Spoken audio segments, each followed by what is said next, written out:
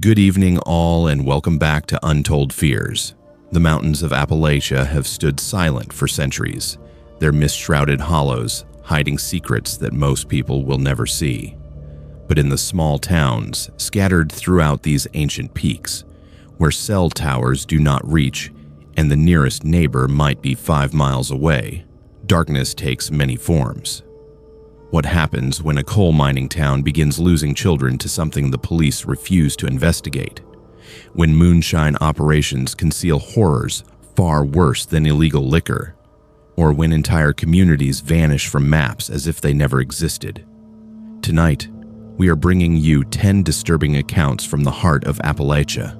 Stories that law enforcement buried, families whispered about in the dark, and survivors carried with them like scars that will never heal.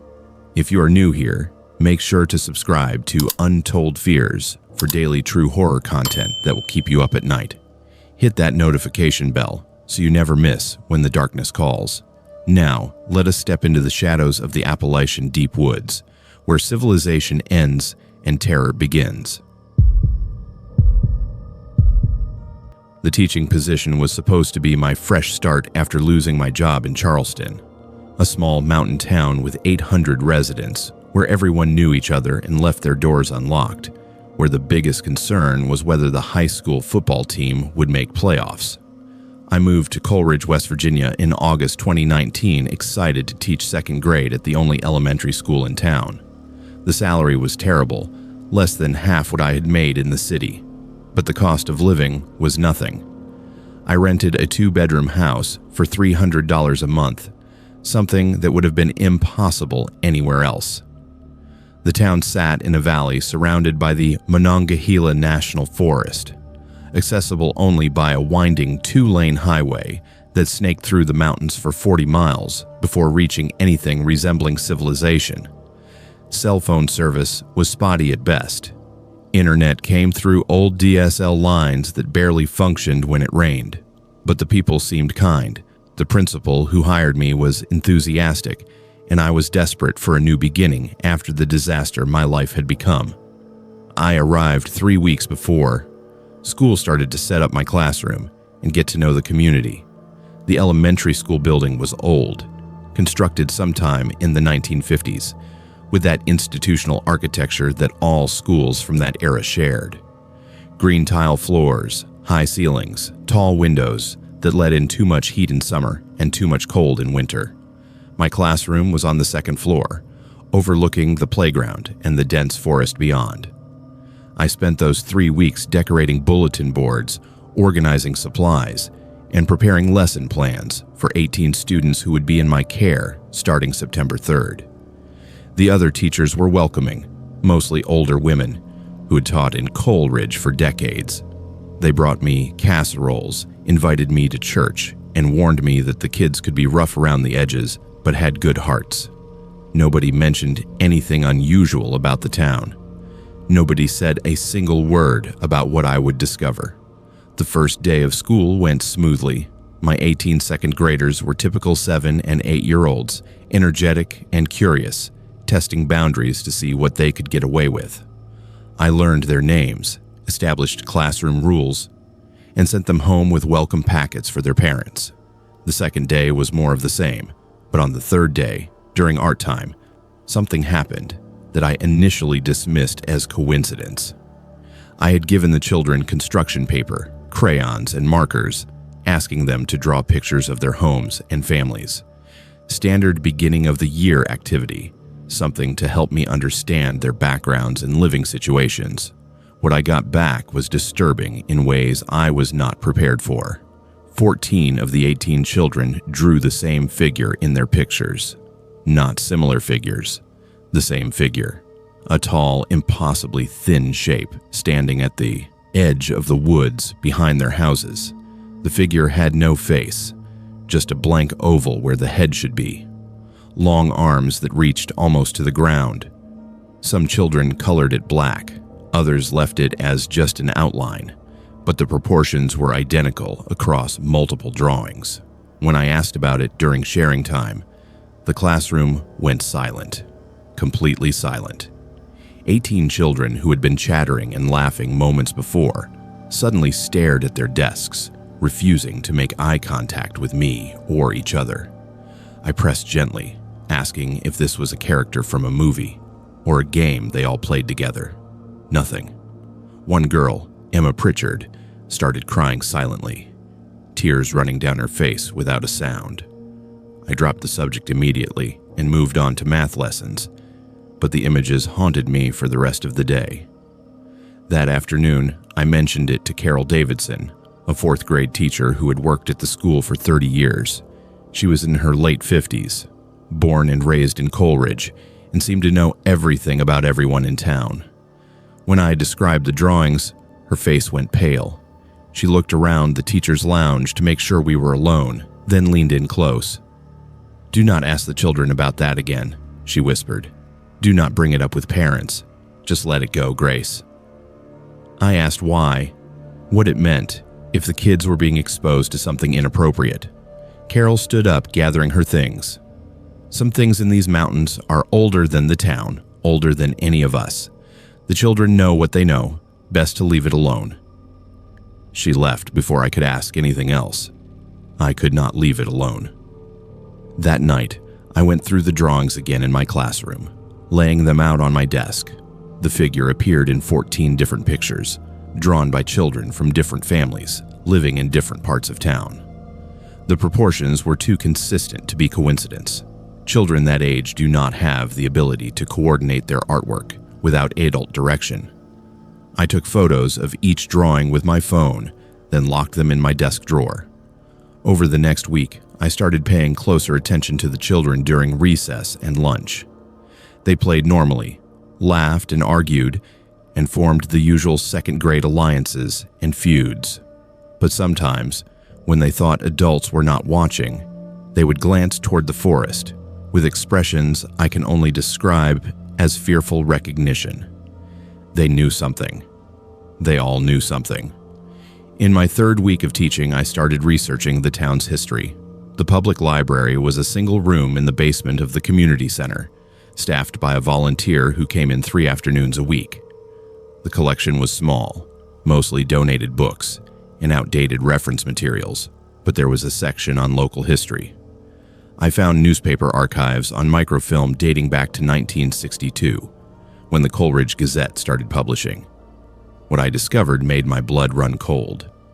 The town had an abnormally high rate of missing children, not constantly, not every year, but in a pattern that repeated with disturbing regularity. In 1965, 2 children disappeared within a month of each other. In 1973, 3 children vanished over the summer. In 1982, 1 child went missing. In 1991, 2 more. In 2001, 1 child. In 2010, 2 children disappeared in October. Every 7 to 10 years, children between the ages of 6 and 9 vanished without a trace. The newspaper coverage was minimal and strangely uniform. Each disappearance was reported as a possible runaway or custody dispute. Parents were quoted saying their child must have wandered off or gone to stay with relatives. Police statements were brief, mentioning ongoing investigations that apparently never concluded. I found no follow-up articles, no reports of children being found, no arrests or suspects named. The stories simply stopped appearing, as if the children had been erased from collective memory.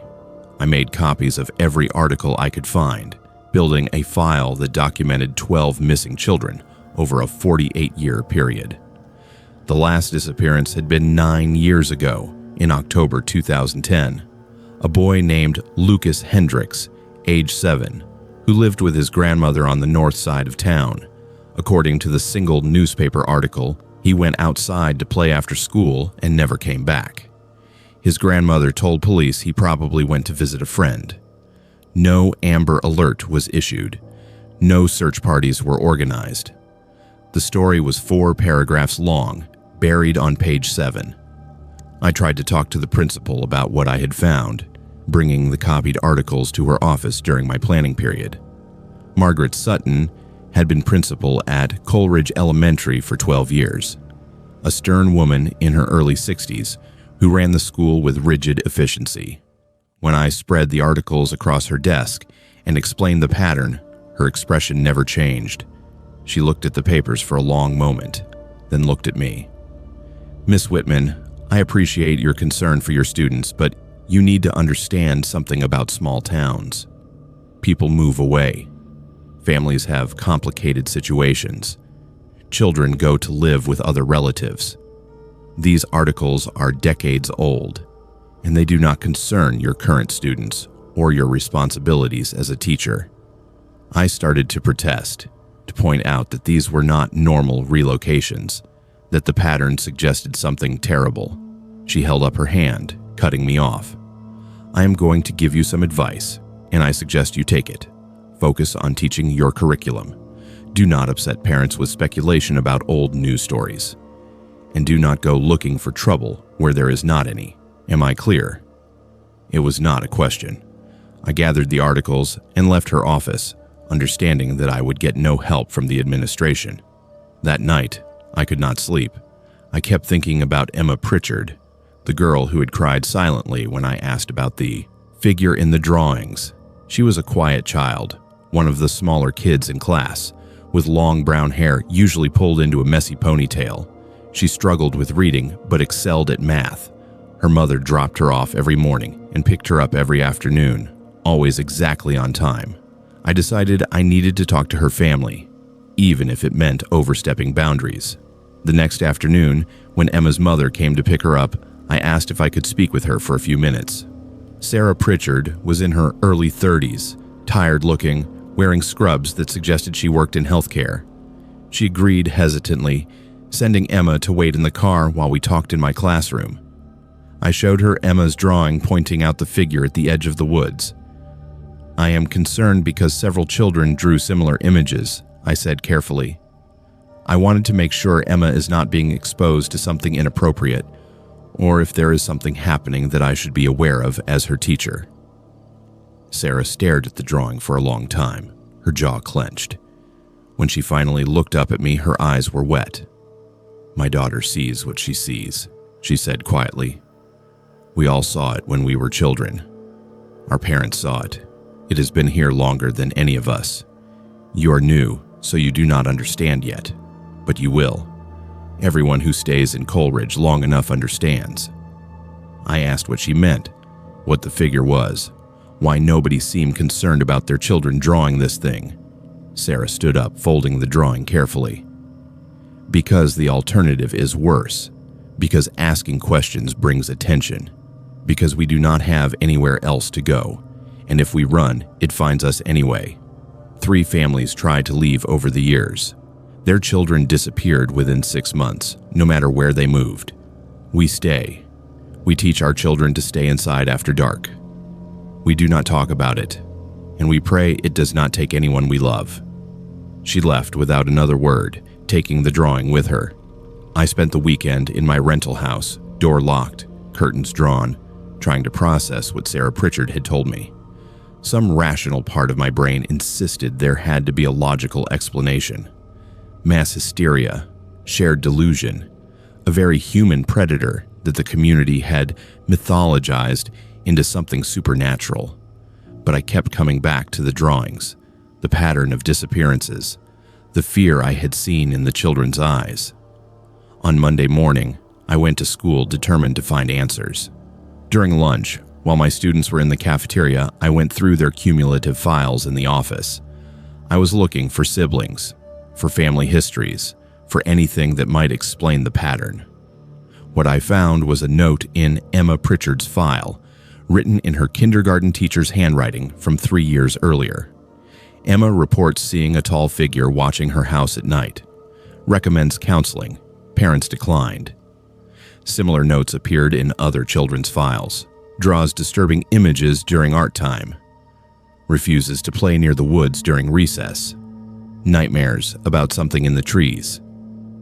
Every single student who had drawn that figure had previous documentation of seeing or fearing it. This was not something new. This was something they had been living with for years. That afternoon, I made a decision that would change everything. I contacted the state police, bypassing local law enforcement entirely. I compiled my evidence, the drawings, the newspaper articles about missing children, the notes from student files, and Sarah Pritchard's statement about families who had tried to leave. I sent everything to the West Virginia State Police Criminal Investigation Division, along with a formal complaint about potential child endangerment and a request for investigation into the unsolved disappearances. 2 days later, a detective named Morrison showed up at my classroom after school. He was in his mid-40s, wearing a cheap suit and carrying a worn briefcase. He looked at my evidence for 2 hours, asking detailed questions about the timeline, the children's statements, and the community's response. When he finished, he closed his briefcase and looked at me with an expression I could not quite read. "Miss Whitman, I am going to be honest with you. What you have here suggests a pattern of covered-up crimes spanning decades. I do not know what is happening in this town, but it's not supernatural, and it is not acceptable. I am opening an official investigation. That means you might face backlash from people who want this left alone. Do you understand what you are starting?" I understood. I also understood that I could not live with myself if I stayed silent and another child disappeared. The investigation took 3 months. During that time, I became a pariah in Coleridge. Parents pulled their children from my class. Teachers stopped speaking to me. Someone slashed my tires twice. I found dead animals on my doorstep. The principal recommended I resign and find a position elsewhere. I refused. Detective Morrison was thorough, interviewing families, searching property records, and examining evidence that local police had never bothered to collect. What he uncovered was worse than I had imagined. There was no supernatural figure in the woods. There was something far more mundane and far more evil. 3 children were found alive, held in an abandoned mine system 15 miles from town, accessible through a network of tunnels that connected to several properties in Coleridge.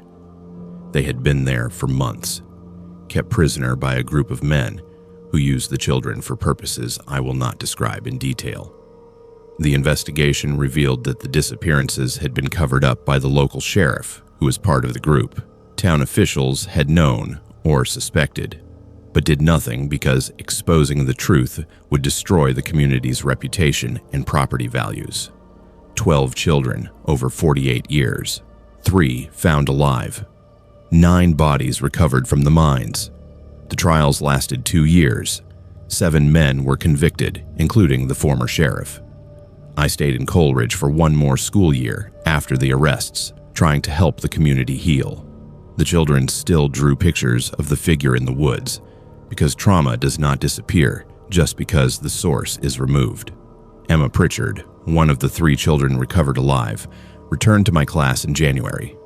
She did not speak for months, but eventually she started drawing again. New pictures of gardens and houses and families. No more tall figures at the edge of the forest. I left West Virginia in June 2021, taking a teaching position in Ohio, where nobody knew my name or what had happened in that small mountain town. But I still think about those children every day, about the ones I helped save and the ones I could not, about a community so desperate to preserve normalcy that they sacrificed their own children to silence, and about the drawings that 18 second graders made in those first days of school, trying to tell me what the adults refused to say. I had thru-hiked the Appalachian Trail twice before October 2021, covering all 2,190 miles from Springer Mountain in Georgia to Mount Katahdin in Maine. The first time was in 2009 when I was 32, fresh out of a divorce, and looking for something to focus on besides the wreckage of my marriage. The second time was in 2015, doing a southbound hike with a group of friends. By 2021, I considered myself an experienced long-distance hiker.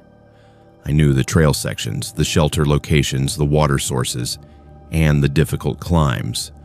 I had dealt with bears, storms, injuries, and the mental challenges that come with months of walking through wilderness. but nothing in those thousands of miles prepared me for what happened during a 3-day stretch through Virginia, near a section locals call Blood Mountain, a name I thought was just colorful folklore until I understood what it really meant. I started my section hike on October 12th, planning to cover about 100 miles over 10 days through some of the most beautiful fall foliage sections of the trail. The weather was perfect. Cool mornings and warm afternoons, the kind of hiking conditions you dream about. I was alone by choice, preferring the solitude and the ability to move at my own pace. The first 2 days went exactly as planned. I covered 23 miles the first day, stopped at a shelter where I met a couple from Pennsylvania, doing a weekend trip, cooked dinner, and slept well. The second day, I hiked another 20 miles through terrain that was moderately challenging, but nothing unusual. I camped alone that night near a stream, falling asleep to the sound of water rushing over rocks. Everything changed on the morning of day 3. I woke up at 6 in the morning, packed my gear, and started hiking by 7. According to my GPS and paper maps, I should have reached a road crossing by noon, then continued another 8 miles to a shelter where I planned to spend the night. But at noon, I had not reached any road. My GPS showed I was still on the trail, making progress north, but the landmarks I expected were not appearing. At first, I assumed I had miscalculated distances or confused one section with another. Trail sections can look similar, especially through dense forest. But by 2 in the afternoon, I knew something was wrong. My GPS coordinates did not match my position on the paper map. According to the GPS, I was half a mile east of the Appalachian Trail, deep in unmarked forest. But I had never left the white blazes that marked the trail. I could see them on trees every 100 yards, exactly where they should be. I stopped to recalibrate the GPS, thinking it was malfunctioning. When it finished recalibrating, it showed the same thing. I was off the trail, in a location that should not have a trail at all. My compass made everything worse. I pulled it out to check my heading, and the needle spun uselessly, unable to find magnetic north. It would point west for a moment, then swing to southeast, then spin in complete circles. I checked the compass against my spare, thinking the first one was broken. The spare did the same thing.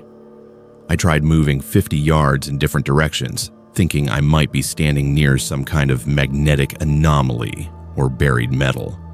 The compass behaved the same way everywhere I tried. For the first time in 12 years of serious hiking, I felt genuinely disoriented. I could see the trail markings. I could follow them, but my navigation tools were telling me I was somewhere impossible. I decided to keep hiking north, following the blazes, figuring I would eventually reach a recognizable landmark or encounter other hikers who could help me figure out what was happening. Around 4 in the afternoon, I encountered another hiker coming toward me from the north. He was a man in his 50s, wearing gear that looked old but well maintained. Faded blue backpack, leather boots that had seen better days, canvas pants instead of modern synthetic fabrics. I greeted him and asked if he knew how far it was to the next shelter. He looked at me with an expression I could not quite read, something between confusion and concern. "You heading to the Pinewood shelter?" he asked. I told him I was, and he nodded. "About 6 miles ahead. Should get there before dark if you keep moving." I thanked him and asked if his GPS had been acting strange. He laughed and said he did not carry a GPS, just a compass and maps. I showed him my compass, the needle spinning uselessly, and asked if his was doing the same. He pulled out a brass compass that looked like it dated from the 1970s, opened it, and showed me. His needle pointed steadily north. "Works fine for me," he said, then continued south down the trail before I could ask anything else. I hiked for another 2 hours, and my sense of unease grew with every step. The forest looked right, the trail looked right, but something felt fundamentally wrong. The light filtering through the trees seemed strange, too bright in some places and too dark in others, creating shadows that moved in ways that did not match the sun's position.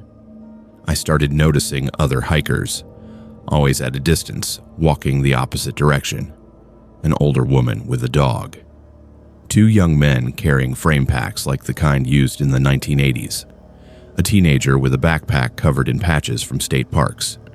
Every time I tried to approach them to ask questions, they would disappear around a bend or behind trees before I could close the distance. And when I photographed them with my phone, hoping to document what I was seeing, the images showed empty trail. The people were not there. My phone was capturing the forest, but not the hikers I was clearly watching with my own eyes. By 6 in the evening, I should have reached the shelter. Instead, I found myself at a stream crossing I had already passed that morning. I recognized the specific arrangement of rocks, a fallen log, and a tree with distinctive blazing. I had walked in a complete circle somehow, ending up back where I had been 8 hours earlier. That was impossible. I had followed the trail markers north the entire time, never deviating, never taking side trails. But here I was, at the same stream, with my GPS insisting I was in a location half a mile from where the stream actually existed. I set up my tent right there, deciding it was too late and too strange to continue. I cooked dinner on my camp stove, filtered water from the stream, and tried to make sense of what was happening. My phone had no service, which was normal for this section of trail, but when I checked my photos from the day, I found images I did not remember taking. Pictures of the trail at night, though I had not hiked at night. Photographs of shelters I had not reached, and a video that showed someone walking through fog, breathing heavily, saying, "Help me find the way out," in a voice that was not mine. The second day of the loop started exactly like the first. I woke up, packed my gear, and started hiking north. I passed the same landmarks in the same order: the stream crossing, the rocky outcrop, the section of trail that followed a ridge line with views of the valley below. And I encountered the same hikers. The man with the faded blue backpack, who greeted me like we had not spoken the day before. The woman with the dog, who smiled and waved but did not stop. The two young men with old-style frame packs, who were setting up camp in exactly the same spot where I had seen them the previous afternoon. I tried to talk to them, asking if they were experiencing anything strange, if their GPS was working, if they had noticed anything unusual about this section of trail. They looked at me with blank expressions. Then one of them said, "We are fine," in a monotone voice before turning back to their tent. When I looked at the tent, I could see through it. Not transparent, but like it was not fully there. A projection or a memory of a tent rather than an actual physical object. I hiked faster, trying to break whatever pattern I was caught in. I pushed through exhaustion, covering ground at nearly 3 miles an hour despite the terrain. But at 6 in the evening, I arrived back at the same stream crossing. 20 miles of hiking had brought me exactly nowhere. This time I did not set up camp. I sat on a rock and tried to think logically about what could cause this. Disorientation from dehydration, but I had been drinking regularly and felt fine physically. A head injury I did not remember. But there was no pain, no dizziness, no other symptoms. Some kind of psychological break. But I was thinking clearly, documenting everything, not hallucinating or delusional. The most rational explanation was that I was stuck in some kind of loop, either because the trail itself was somehow circular in a way my maps did not show, or because something was wrong with my perception of time and space. Neither explanation made sense, but I could not think of anything better. On the third day, I tried something different. Instead of following the trail markers north, I deliberately walked east, off trail, straight into the forest. I used trees to maintain my heading, counting steps to track distance. After an hour of bushwhacking through dense undergrowth, I emerged onto the trail. The same trail, with the same white blazes, in a location that should have been a mile away from any trail according to my map. I tried again, walking west this time. Same result. No matter which direction I walked, I ended up back on the trail, in the same general area, with the same landmarks. On the fourth morning, something finally changed. I woke up at dawn and found an old man sitting beside my tent. He had not been there when I fell asleep, and I had not heard him approach. He was dressed in clothes that looked like they were from 50 years ago, heavy wool pants and a canvas jacket, smoking a pipe.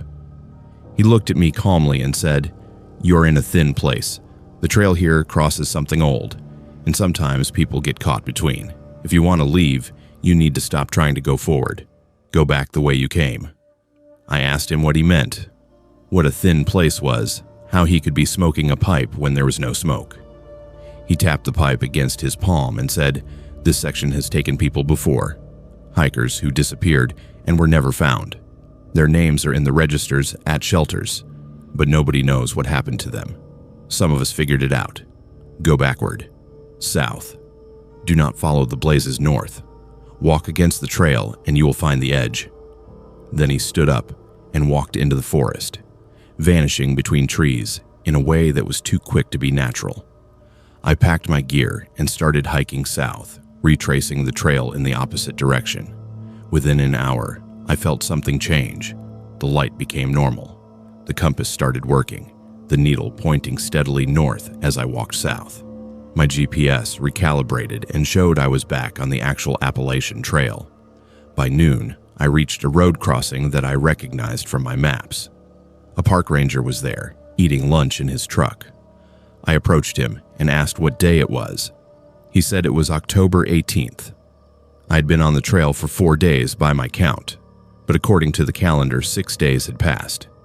2 days were missing from my memory, or I had experienced time differently while I was caught in whatever that place was. The ranger asked if I was okay, said I looked exhausted. I told him I had been hiking and gotten disoriented, needed a ride to the nearest town. He drove me to a visitor center 15 miles away, and from there, I called a friend to come pick me up. I never finished that section hike. My gear was later found by trail maintainers at a shelter 30 miles north of where the ranger picked me up, covered in moss and weathering that suggested months of exposure, but I had only been gone 6 days. The gear should not have looked like that.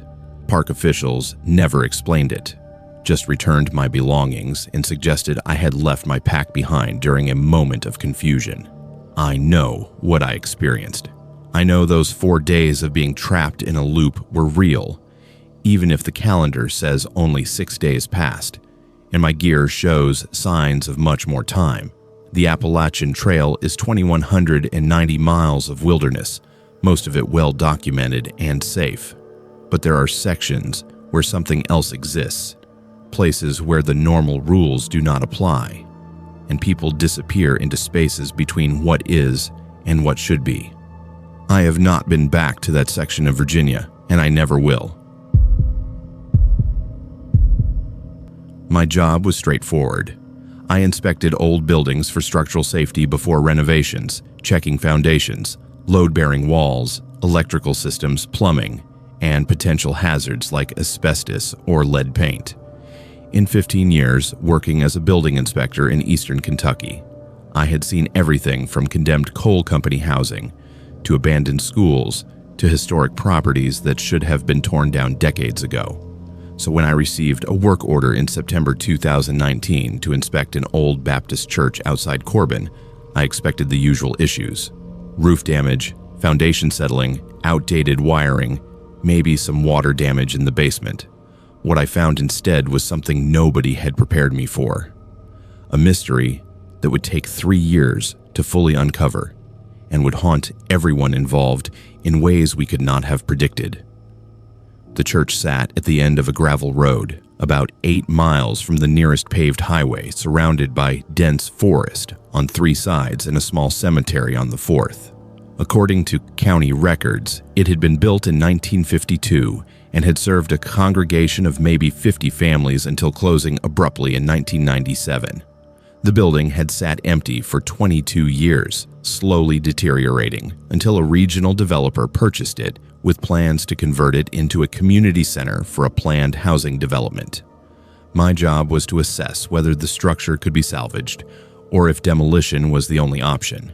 I arrived on a Thursday morning in early September, the kind of humid day that makes your shirt stick to your back within minutes of leaving the air conditioning. The church was a simple, white clapboard structure with a small steeple, maybe 3,000 square feet total. The front door was padlocked, but the developer had given me keys and alarm codes for the building. Inside, the church looked like it had been abandoned mid-service. Hymnals still sat in the pew racks. A coat hung on a hook by the door. The pulpit Bible was open to Psalms. Dust covered everything, and the air had that stale smell of buildings that had been closed too long. I started my inspection on the main floor, documenting the roof leaks and water damage, testing outlets, examining the support beams. Everything was standard until I reached the door to the basement. It was located behind the pulpit, a simple wooden door that should have opened onto stairs leading down to the lower level. But this door did not open. It had been sealed shut with concrete blocks stacked from floor to ceiling on the inside, and the entire thing had been reinforced with metal plates welded across the frame. I could see the welds through the gaps around the edges. This was not standard security. This was someone making absolutely certain that nobody could access whatever was down there. I took photographs and measurements, then called the developer. His name was Rick Patterson, a man in his 50s who specialized in rural property redevelopment. I explained what I had found and asked if he knew anything about why the basement had been sealed. He did not. According to the property records he had reviewed, there was nothing unusual about the building. He told me to make a note in my report that the basement would need to be opened and inspected before we could proceed with renovation plans, but that we would deal with it during the next phase of work. I should have left it at that, completed my inspection of the main floor, and moved on to my next job. But something about the sealed door bothered me. Churches do not concrete block their basements unless there is a very good reason, and I wanted to know what that reason was before recommending anyone proceed with renovations. I spent that afternoon in the Corbin Public Library, researching the church's history. The congregation had been established in 1952 by families moving to the area for coal mining work. For 45 years, it operated normally, hosting services every Sunday, running a youth program, participating in community events. Then, in January 1997, something happened. I found a brief article in the local newspaper dated January 19th of that year. Mount Hope Baptist Church closes indefinitely. The article was vague, stating only that the congregation had voted to cease operations due to unforeseen circumstances, and that members would be joining other area churches. No details about what those circumstances were, no quotes from church leadership, just a 2-paragraph announcement that felt deliberately uninformative. What struck me as strange was that the closure happened in the middle of winter, not at the end of a fiscal year or after a planned transition. Something had forced that church to shut down immediately. I started looking for former congregation members, which proved difficult because 22 years had passed and many had either moved away or died. But I finally located a woman named Dorothy Campbell, who had been a Sunday school teacher at Mount Hope until the closure. She was in her late 70s, living in a nursing home in Corbin. When I visited her and explained I was inspecting the church building, her face went pale. She stared at me for a long moment, then leaned forward in her wheelchair. "They should burn that building to the ground," she whispered. "They should burn it and salt the earth where it stood." I asked her what she meant, what had happened in 1997.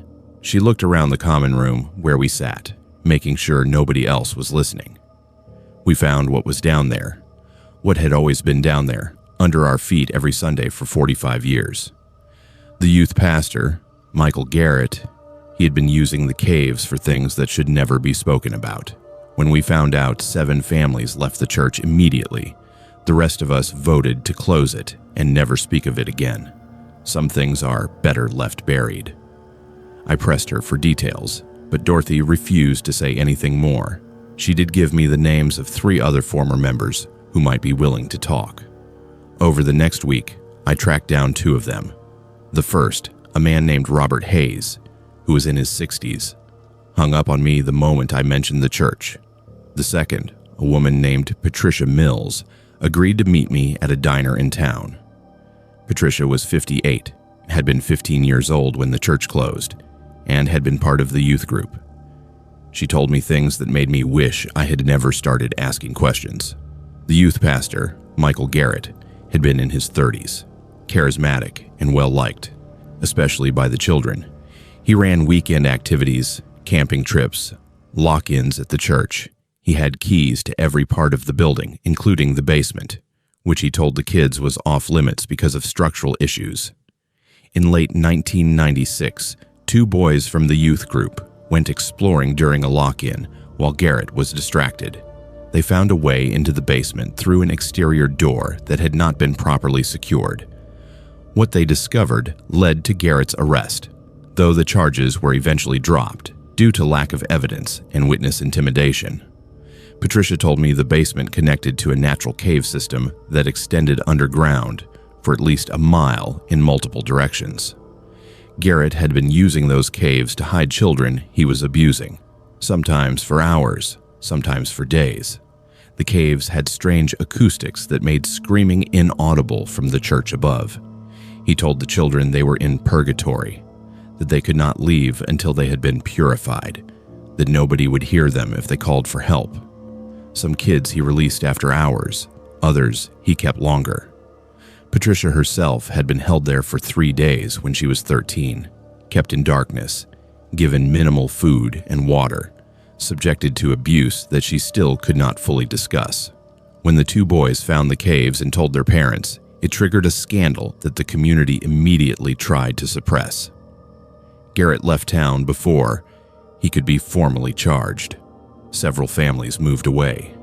The church leadership decided the best solution was to seal the basement permanently and close the building. They blocked every entrance they could find, Patricia said. But caves are complicated. There might be other ways in that nobody knows about. That place should not exist.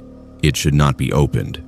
I reported everything to Rick Patterson, the developer, recommending that the property be thoroughly investigated before any renovation work began. He was frustrated by the delay, but agreed to bring in a structural engineer and law enforcement to examine the basement before proceeding. 2 weeks later, a team from the county sheriff's office used cutting torches to remove the metal plates and sledgehammers to break through the concrete blocks. What they found confirmed everything Patricia had told me and worse. The basement stairs led down to a finished room that looked like it had been used for church storage, but at the back of that room was an opening partially concealed behind old furniture that led into natural cave passages. The caves were extensive, splitting into multiple branches that required professional spelunkers to map safely. In various chambers throughout the system, investigators found evidence of what Michael Garrett had done. Makeshift living spaces with old sleeping bags and blankets, chains bolted into rock walls, children's belongings dating back to the 1980s, and recordings on cassette tapes, dozens of them, documenting abuse that had happened over at least 15 years. The investigation expanded rapidly. Kentucky State Police brought in specialized units to process what had become a major crime scene.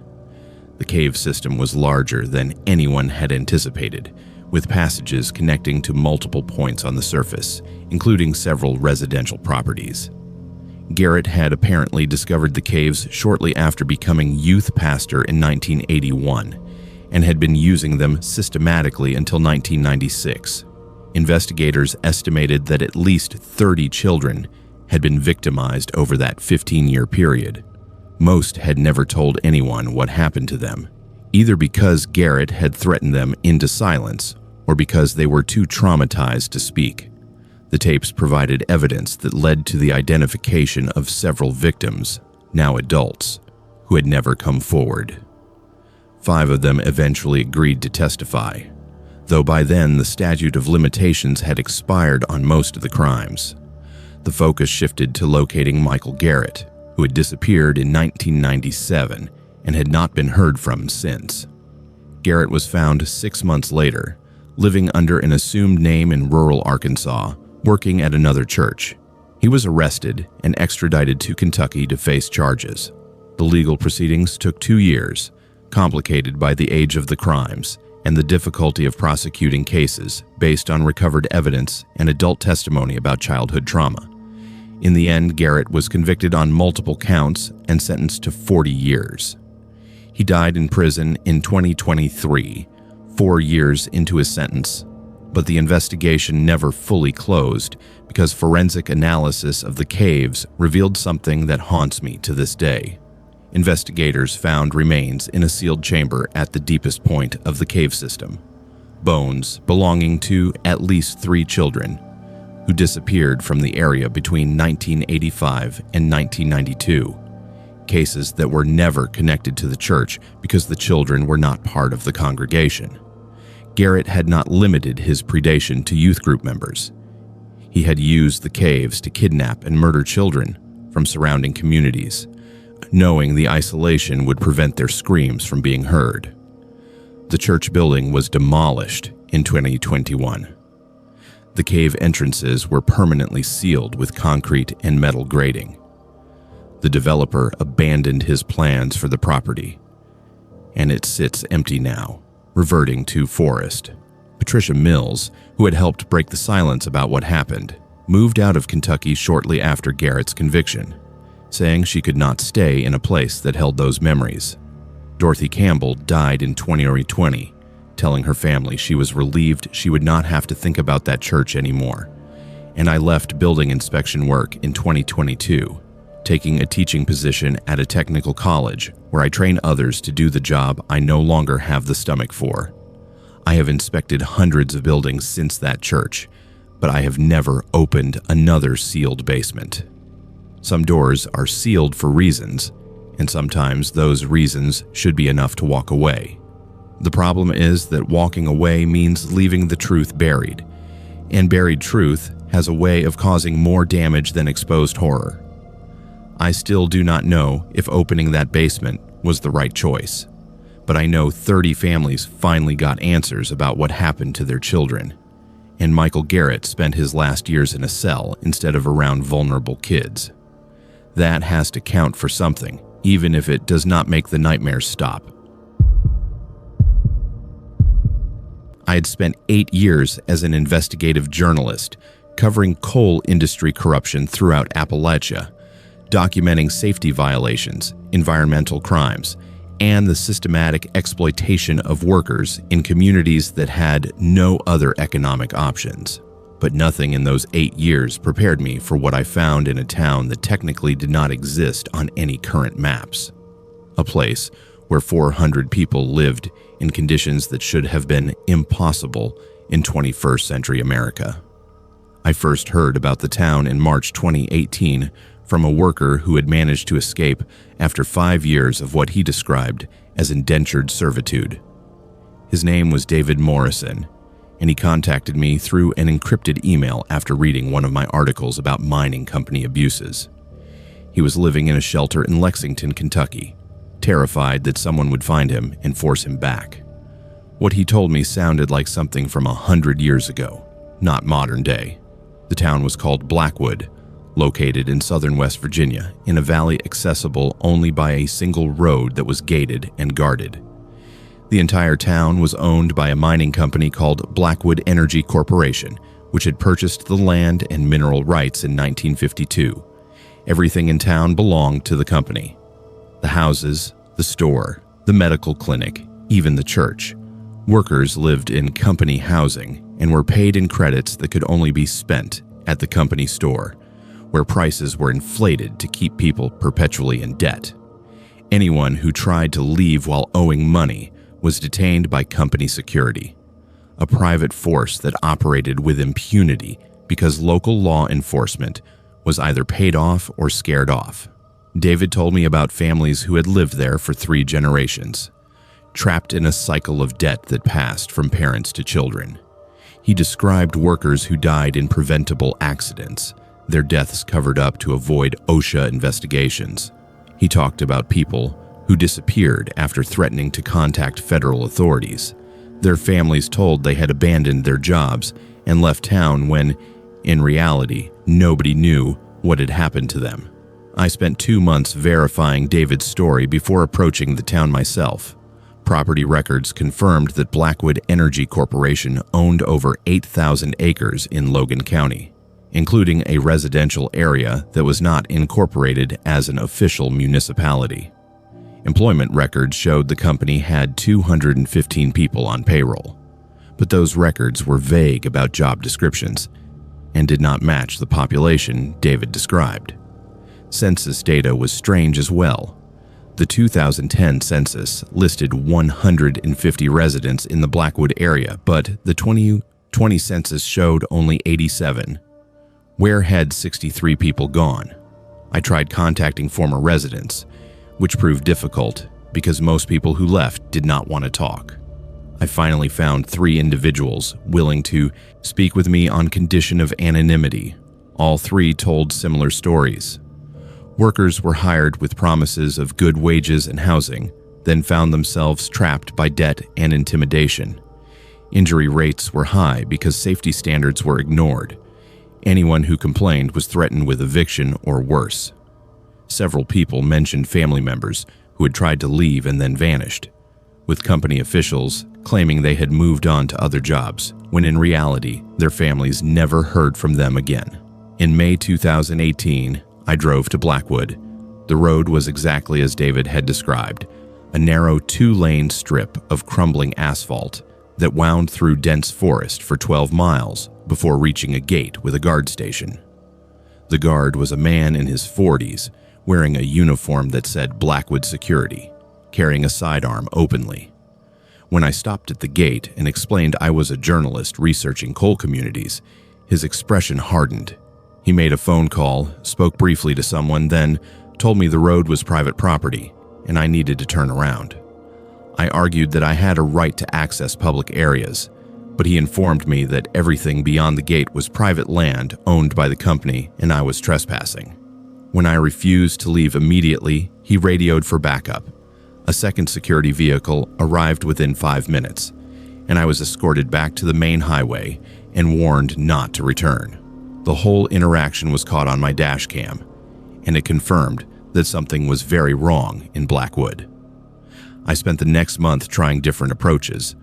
I attempted to access the town through hiking trails in the surrounding national forest, but security patrols caught me twice and threatened me with arrest for trespassing. I tried to interview the mine superintendent, Robert Vance, but he refused all contact. I filed Freedom of Information Act requests for OSHA inspection records, environmental compliance reports, and employment verification documents. What I received back was heavily redacted and suspiciously sparse. According to official records, Blackwood Energy Corporation was in full compliance with all regulations, had no serious safety violations in the past 10 years, and maintained exemplary labor practices. But the documents did not match what David and the other former residents had described. Either the official records were falsified, or there were 2 completely different versions of reality. In July 2018, I received a call from a woman who identified herself only as Sarah. She was still living in Blackwood, working at the company store, and she was terrified. She told me about recent events that had escalated the situation beyond anything I had previously heard. A worker named Thomas Brennan had been seriously injured in a mining accident 3 weeks earlier, losing his left arm when equipment malfunctioned. Instead of being taken to a hospital, he had been treated at the company clinic by someone who was not a licensed physician. The company refused to file workers' compensation claims because doing so would trigger an OSHA investigation. Thomas was told his medical expenses would be added to his debt, and he would continue working in a different capacity once he recovered. When he threatened to contact federal authorities, he was placed under what amounted to house arrest, with security stationed outside his home to prevent him from leaving. Sarah said at least 3 other families were planning to escape, but they were being watched constantly. She begged me to do something, to bring outside attention to what was happening, because she believed people would die if nothing changed. I contacted the FBI field office in Charleston, West Virginia, providing them with everything I had gathered, including testimony from former residents, financial records showing the company credit system, and evidence of what appeared to be forced labor. The agent I spoke with was skeptical at first, But when I mentioned the injured worker being held against his will, he agreed to initiate a preliminary investigation. 2 weeks later, FBI agents attempted to enter Blackwood to interview residents and inspect company records. They were met at the gate by company security and a lawyer who claimed the agents had no jurisdiction on private property without a warrant. The standoff lasted 6 hours before the FBI withdrew to obtain proper legal authorization. During those 6 hours, I received 3 anonymous phone calls threatening me if I did not stop my investigation. The caller knew where I lived, what car I drove, and where my parents resided in Ohio. The message was clear: back off or face consequences. I did not back off. Instead, I published a preliminary article in August 2018 detailing what I had discovered about Blackwood, including testimony from former residents and documentation of the company's attempts to prevent access. The article went viral, generating national attention and pressure on federal agencies to investigate. 3 weeks after publication, I was driving back to my hotel in Charleston when I noticed a truck following me. For 15 miles, it stayed exactly 3 car lengths behind, matching my speed, following every turn. When I pulled into a gas station, it pulled in as well. 2 men got out, both wearing Blackwood security uniforms, and approached my vehicle. I locked the doors and called 911, reporting that I was being followed and felt threatened. The men did not touch my car, but they stood there watching me until Charleston police arrived 20 minutes later. By the time the officers got there, the men had left. The police took a report, but seemed dismissive, suggesting I was overreacting to people who happened to be at the same gas station. The harassment continued for months. My hotel room was broken into twice, though nothing was stolen. My car was vandalized. I received emails containing photographs of me taken from a distance, showing I was being surveilled. The FBI investigation proceeded slowly, hampered by legal challenges from Blackwood Energy Corporation and the difficulty of getting residents to testify while they still lived under company control. In November 2018, something happened that changed everything. A fire broke out in one of the residential buildings in Blackwood, killing 4 people, including 2 children. The company claimed it was an electrical fire, an accident caused by outdated wiring. But Sarah, my contact inside the town, sent me a message saying the fire had been deliberately set to destroy evidence before federal investigators arrived. She said the building that burned had been used to house workers who were most vocal about escaping, and that at least one of the victims had been in contact with the FBI.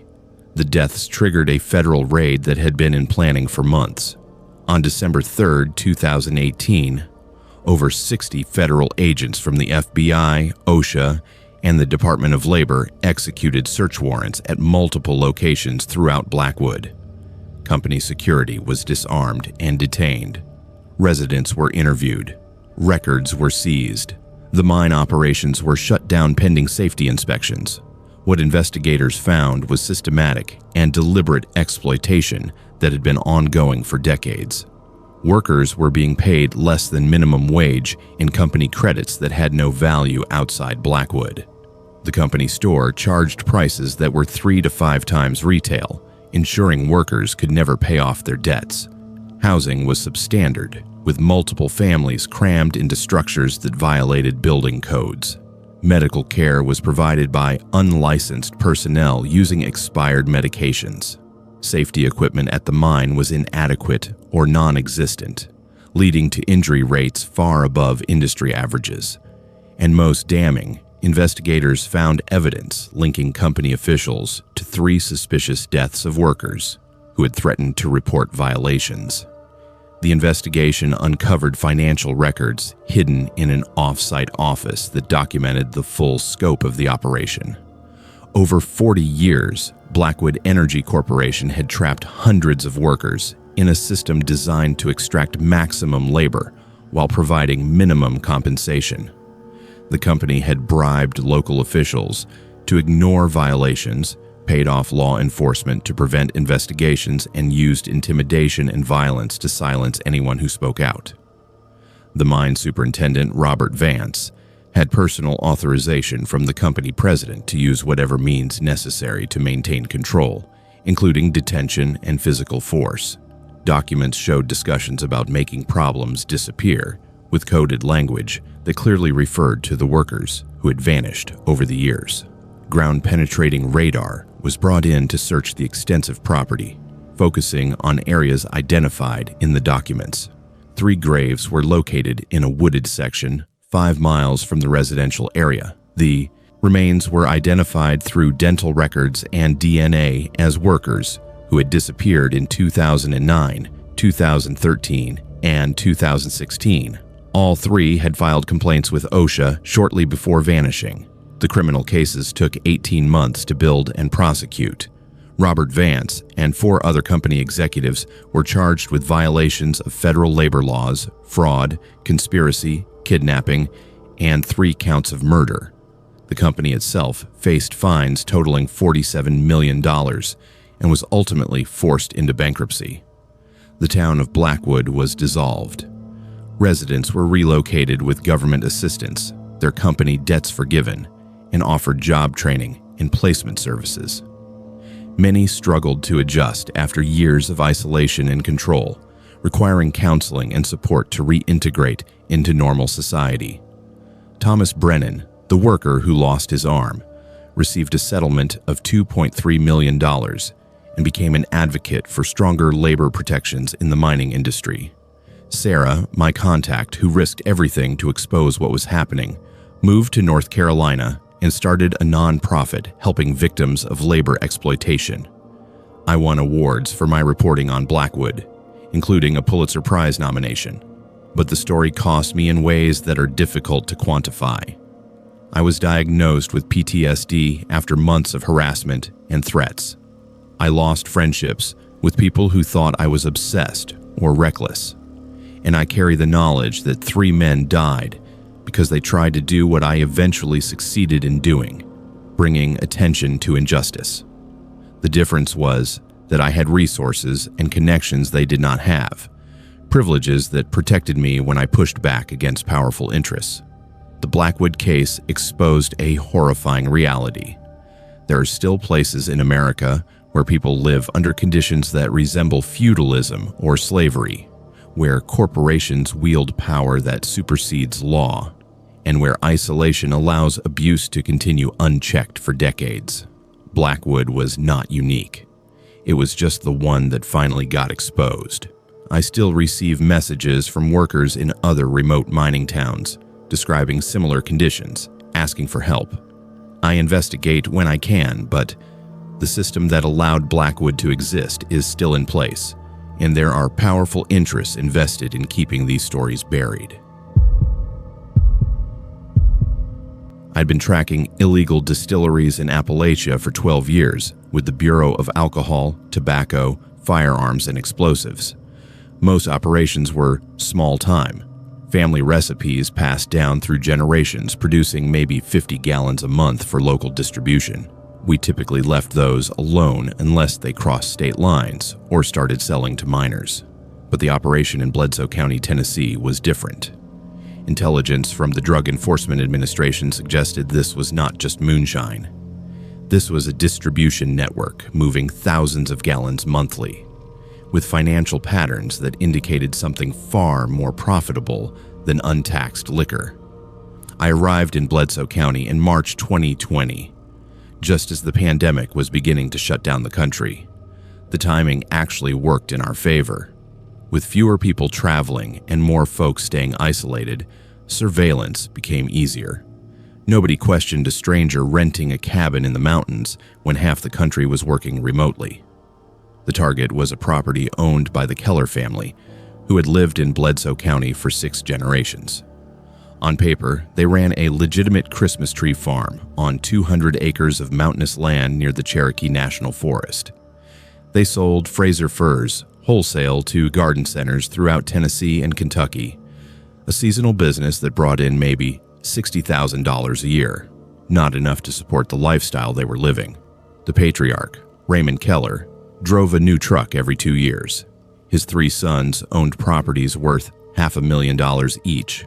The family matriarch, Donna Keller, wore jewelry that my partner estimated at over $200,000 when she attended church every Sunday. The money was coming from somewhere, and it was not Christmas trees. We spent 6 weeks conducting surveillance from various locations, using telephoto lenses and directional microphones to document activity on the property. What we observed was a sophisticated operation disguised as agricultural work. Delivery trucks arrived at the Keller property 3 times a week, carrying supplies that were logged as fertilizer and farm equipment. But the quantities did not match the needs of a Christmas tree farm. We tracked the shipments back to chemical suppliers in 3 states, companies that provided ingredients commonly used in both legitimate agriculture and illegal distilling. More suspicious was the outgoing traffic. Every Friday night, between midnight and 3 in the morning, a box truck would leave the property and drive to various locations throughout eastern Tennessee. We followed it twice, watching as it made stops at gas stations, convenience stores, and private residences. The driver would go inside for 5 to 10 minutes, then leave without carrying anything visible. The stops were too quick for normal deliveries, suggesting pre-arranged transactions with regular customers. My partner, a DEA agent named Williams, ran background checks on the businesses where stops were made. 17 of the 23 locations had owners or managers with prior drug convictions. This was not moonshine distribution. This was something connected to the opioid epidemic that was devastating rural Appalachia. In late April, we got approval for an undercover operation. I went in as a buyer, using a contact who had purchased from the Kellers before and agreed to cooperate in exchange for reduced charges on his own case. The meeting was set up at a gas station 20 miles from the Keller property, neutral ground, where they could assess whether I was legitimate. I met with Marcus Keller, the youngest of Raymond's 3 sons, who was 32 years old and had the kind of casual arrogance that comes from never being caught. He drove a lifted pickup truck with custom rims and wore designer sunglasses that cost more than most people in that county made in a week. We talked in general terms about what I needed, how much I could move, and whether I had distribution channels in place. Marcus was cautious but not particularly sophisticated. He asked basic questions about my background, my connections, and why I was looking for a new supplier. I gave him the cover story we had prepared, claiming I ran a bar in Knoxville and wanted to sell premium moonshine as a specialty product. He seemed satisfied, saying he would talk to his family and get back to me within a week. The callback came 3 days later. Marcus said his father wanted to meet me personally before doing business, which was both good and bad. Good because it meant I was getting closer to the leadership. Bad because Raymond Keller was smarter and more paranoid than his son. The meeting was set for a Saturday afternoon at the Keller property, which meant I would be on their territory with no backup within immediate reach. I wore a wire, carried a concealed weapon, and had a tracking device sewn into my belt. My team was positioned 3 miles away, close enough to respond but far enough to avoid detection. I drove up the long gravel driveway to the Keller farmhouse at exactly 2 in the afternoon, noting the security cameras mounted at intervals along the road. The house was a sprawling ranch-style structure that had been renovated extensively, with new siding, professional landscaping, and a 4-car garage. Not what you would expect from a family supposedly living off Christmas tree sales. Raymond Keller met me on the front porch. A man in his late 60s with white hair and the kind of weathered face that comes from decades of outdoor work. He shook my hand with a grip that was still strong, his eyes assessing me in a way that made it clear he had dealt with the law enforcement before. We sat in rocking chairs on the porch, drinking sweet tea his wife brought out, making small talk about the weather and the pandemic and how hard it was for small businesses to survive. After 20 minutes of this, Raymond leaned back in his chair and got to the point. Marcus says you want to buy product from us. Says you have a bar in Knoxville and want something special to offer your customers. That right?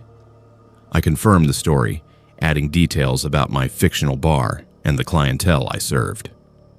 Raymond nodded slowly, then asked a question that made my blood run cold. "What bar? Give me the name and address. I like to know who I'm doing business with." I gave him the information for the bar we had set up as part of the operation, a real establishment that was cooperating with the investigation. Raymond pulled out his phone and made a call right there, asking someone to look up the business license and ownership records. He was checking my story in real time, which meant the operation was either about to succeed or fail catastrophically. 5 minutes later, his phone rang. He listened, said a few words I could not hear, and hung up. "Looks like you are who you say you are. That is good. I do not do business with liars." He stood up, gesturing for me to follow him. We walked across the property toward a large barn that sat about 200 yards from the house. As we walked, Raymond explained his business philosophy. "My family has been making liquor in these mountains for over 100 years. Started during Prohibition, kept going after it ended because people prefer our product to the mass-produced garbage you buy in stores. We have never hurt anyone, never sold to children, never caused problems for our neighbors. But times change. The market changes. You have to adapt or die." Inside the barn was a distilling operation that was far more sophisticated than anything I had seen in 12 years with the ATF. Stainless steel equipment, computer-controlled temperature systems, and a production capacity that could easily produce 1,000 gallons a week. But that was not what made me realize how wrong our intelligence had been. Along the back wall were 50-gallon drums marked with chemical symbols, and a separate area that looked like a pharmaceutical compounding setup. This was not just about moonshine anymore. Raymond walked me through the operation with disturbing pride, explaining how they had expanded into producing what he called enhanced products. The moonshine was infused with prescription opioids, creating a delivery system that was cheaper and more addictive than pills alone. Customers who started drinking the enhanced moonshine became dependent quickly, creating a captive market that would pay premium prices. The operation was distributing to over 300 locations across 5 states, bringing in an estimated $3 million annually. I tried to maintain my cover, asking questions about pricing and distribution logistics. But my mind was racing. This was not a simple bootlegging operation. This was a major drug trafficking organization that had managed to fly under the radar by disguising itself as traditional moonshining. Raymond seemed pleased with my interest, taking me to an office in the barn where he showed me distribution maps and customer lists. He was meticulous in his record keeping, which would make prosecution easier, but also indicated he believed he was untouchable. "The beauty of this setup," he explained, "is that local law enforcement does not care about moonshine. They grew up drinking it, their daddies made it, and they see it as part of the culture. Even if someone reports us, the sheriff is not going to raid a family that has been here since before his granddaddy was born. And the federal agencies are too busy with Mexican cartels and street gangs to worry about hillbillies in the mountains. We are invisible." We talked for another hour about terms, prices, and delivery schedules. Raymond agreed to sell me 50 gallons a week, with the first delivery scheduled for the following Friday. I left the property with enough recorded evidence to obtain a search warrant and build a case that would dismantle the entire organization. Or so I thought. On Wednesday, 2 days before the scheduled delivery, I was grabbed outside my rental cabin by 3 men wearing ski masks. They zip-tied my hands, threw a bag over my head, and drove me somewhere that felt like forever, but was probably only 20 minutes. When they removed the bag, I was in a barn that I did not recognize, tied to a chair, with Raymond Keller standing in front of me. "I made some more calls after you left," he said calmly. "Talked to some people who know people. Funny thing is, nobody in the distribution business has ever heard of you. Your bar exists, but you only bought it 6 weeks ago. Before that, you did not exist. So either you are very new to this, or you are not who you say you are." I tried to maintain the cover, insisting I was legitimate, but Raymond was not interested in hearing it.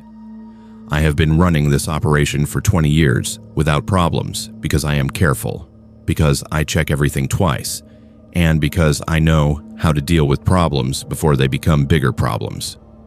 He nodded to one of the men, who hit me hard enough to knock the chair over. For the next 36 hours, I was held in that barn while the Keller family debated what to do with me. I could hear them through the walls, arguing about whether killing a federal agent would bring more heat than letting me go. Donna Keller argued for turning me loose, saying murder would guarantee federal attention. Raymond's oldest son, Thomas, argued for killing me and disposing of the body somewhere it would never be found. "We have done it before," he said, and the casual way he said it made clear this was not an idle threat. 3 times in the last 15 years, DEA agents who got too close. Nobody ever found them. Nobody ever will. I had managed to activate my emergency beacon before they grabbed me, pressing it 3 times in the sequence that indicated I was in immediate danger, but I had no idea if it had transmitted successfully or if my team even knew where I was. Time moved strangely in that barn, tied to a chair with no food and water only twice a day.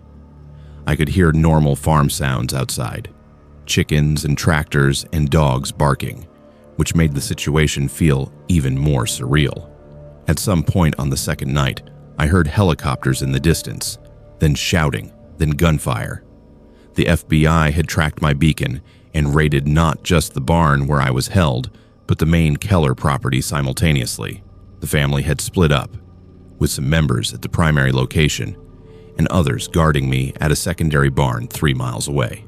The raid happened at dawn, with over 50 federal agents executing search warrants at multiple locations. I was found zip-tied to that chair, dehydrated and injured but alive. The Keller family members at my location tried to run but were caught within hours. The raids uncovered not just the drug operation but evidence of the previous agents Raymond's son had mentioned. Ground-penetrating radar located 3 graves on the property, containing remains the DNA testing later identified as 2 DEA agents who had disappeared in 2007 and 2013, and an ATF agent who vanished in 2015. All had been investigating the Keller operation. All had been murdered when they got too close. The trials took 18 months.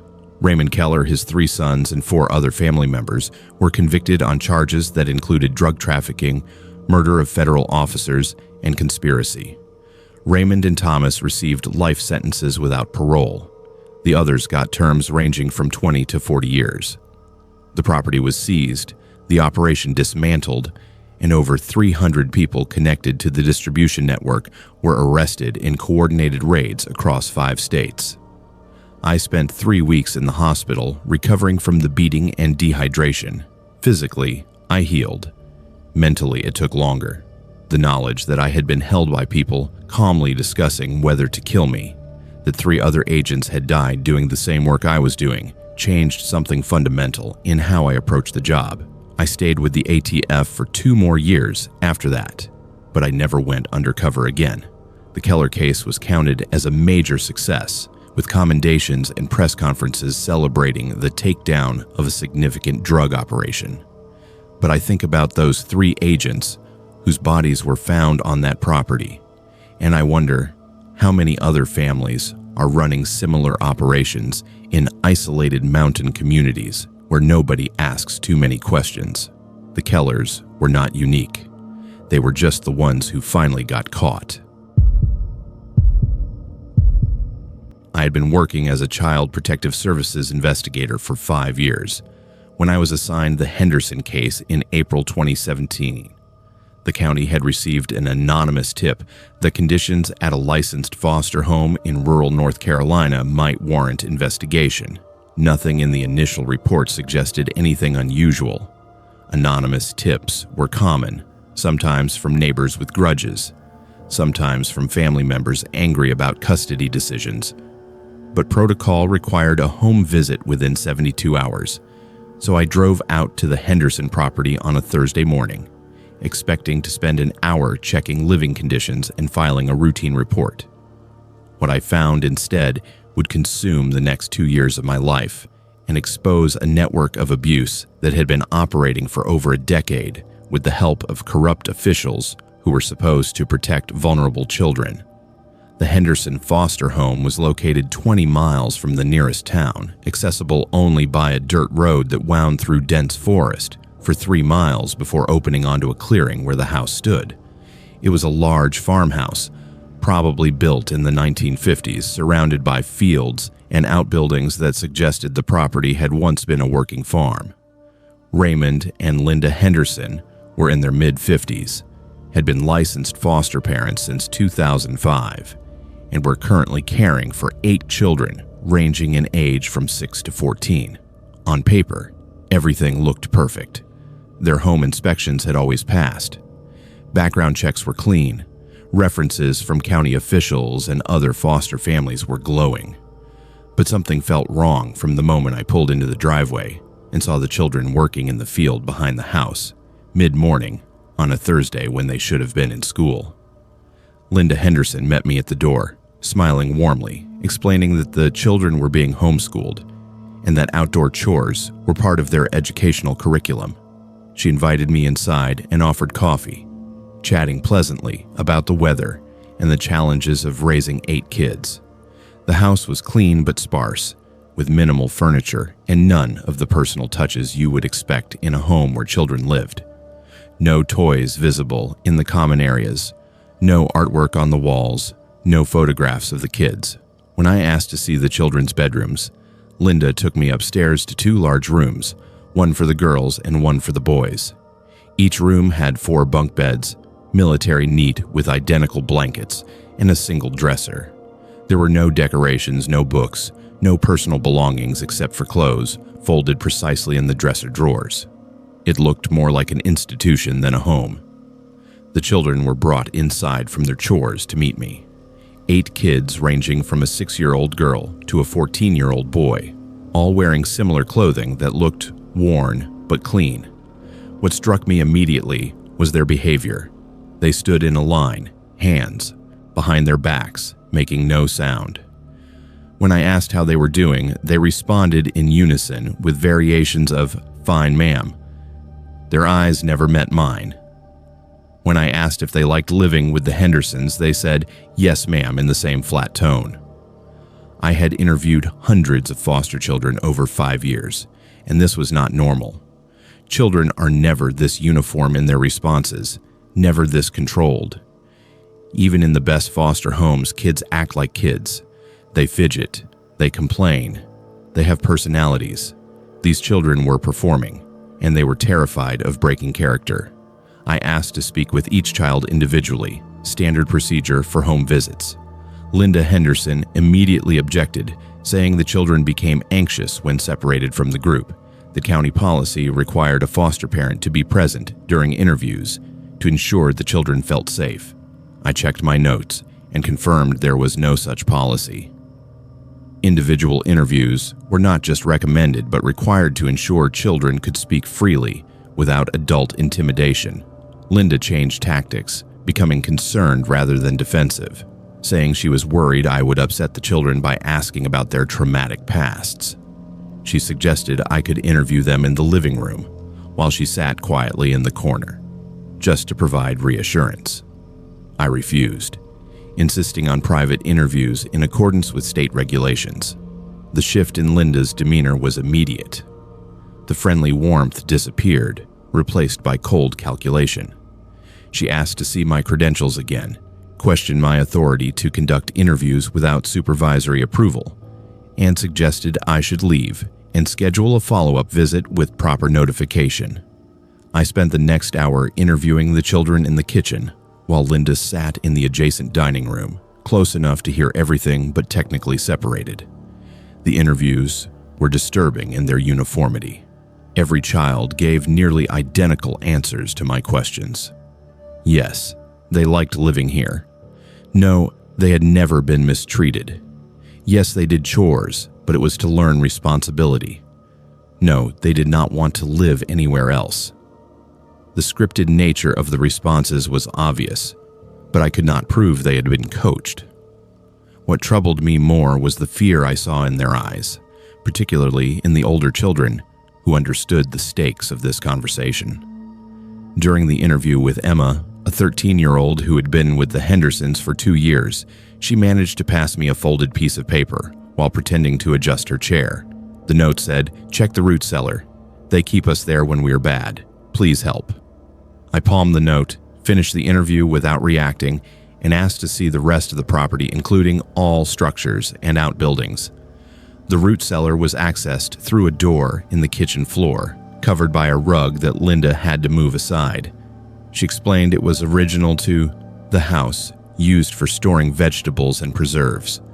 The stairs led down to a dirt-floored space, maybe 12 feet square, lined with shelves holding canned goods and root vegetables. It smelled of earth and mildew. Linda stood at the top of the stairs while I examined the space, using my phone flashlight to check the corners. I saw nothing obviously wrong, no evidence of children being held there, no restraints or signs of abuse. But Emma's note had been specific. They keep us there, not they kept us there, but present tense, suggesting it was ongoing. I took photographs of the cellar, thanked Linda for her cooperation, and left the property with a promise to file my report within the week. But I had no intention of waiting. The moment I reached an area with cell service, I called my supervisor and reported what I had found. The uniform behavior, the scripted responses, Emma's note, and the overall atmosphere of fear and control. I recommended immediate removal of the children pending a full investigation. My supervisor, Angela Morrison, was a 20-year veteran of Child Protective Services who had seen every kind of abuse. She listened to my report, then asked the question I had been dreading. Do you have actual evidence of abuse or just a feeling that something is wrong? I had to admit I did not have concrete evidence. No visible injuries on the children, no witness testimony of specific abuse, nothing that would hold up in court. Angela said she would authorize a follow-up visit with additional investigators, but that we could not remove children from a licensed foster home based on suspicious behavior alone. We needed documentation, testimony, physical evidence. She told me to write up my report, and she would assign someone to work with me on a more thorough investigation. That night, I could not sleep, thinking about Emma's note and the fear in those children's eyes. I started researching the Hendersons, looking for any information that might explain what I had seen. The deeper I dug, the more disturbing the picture became. Raymond and Linda Henderson had been licensed foster parents since 2005.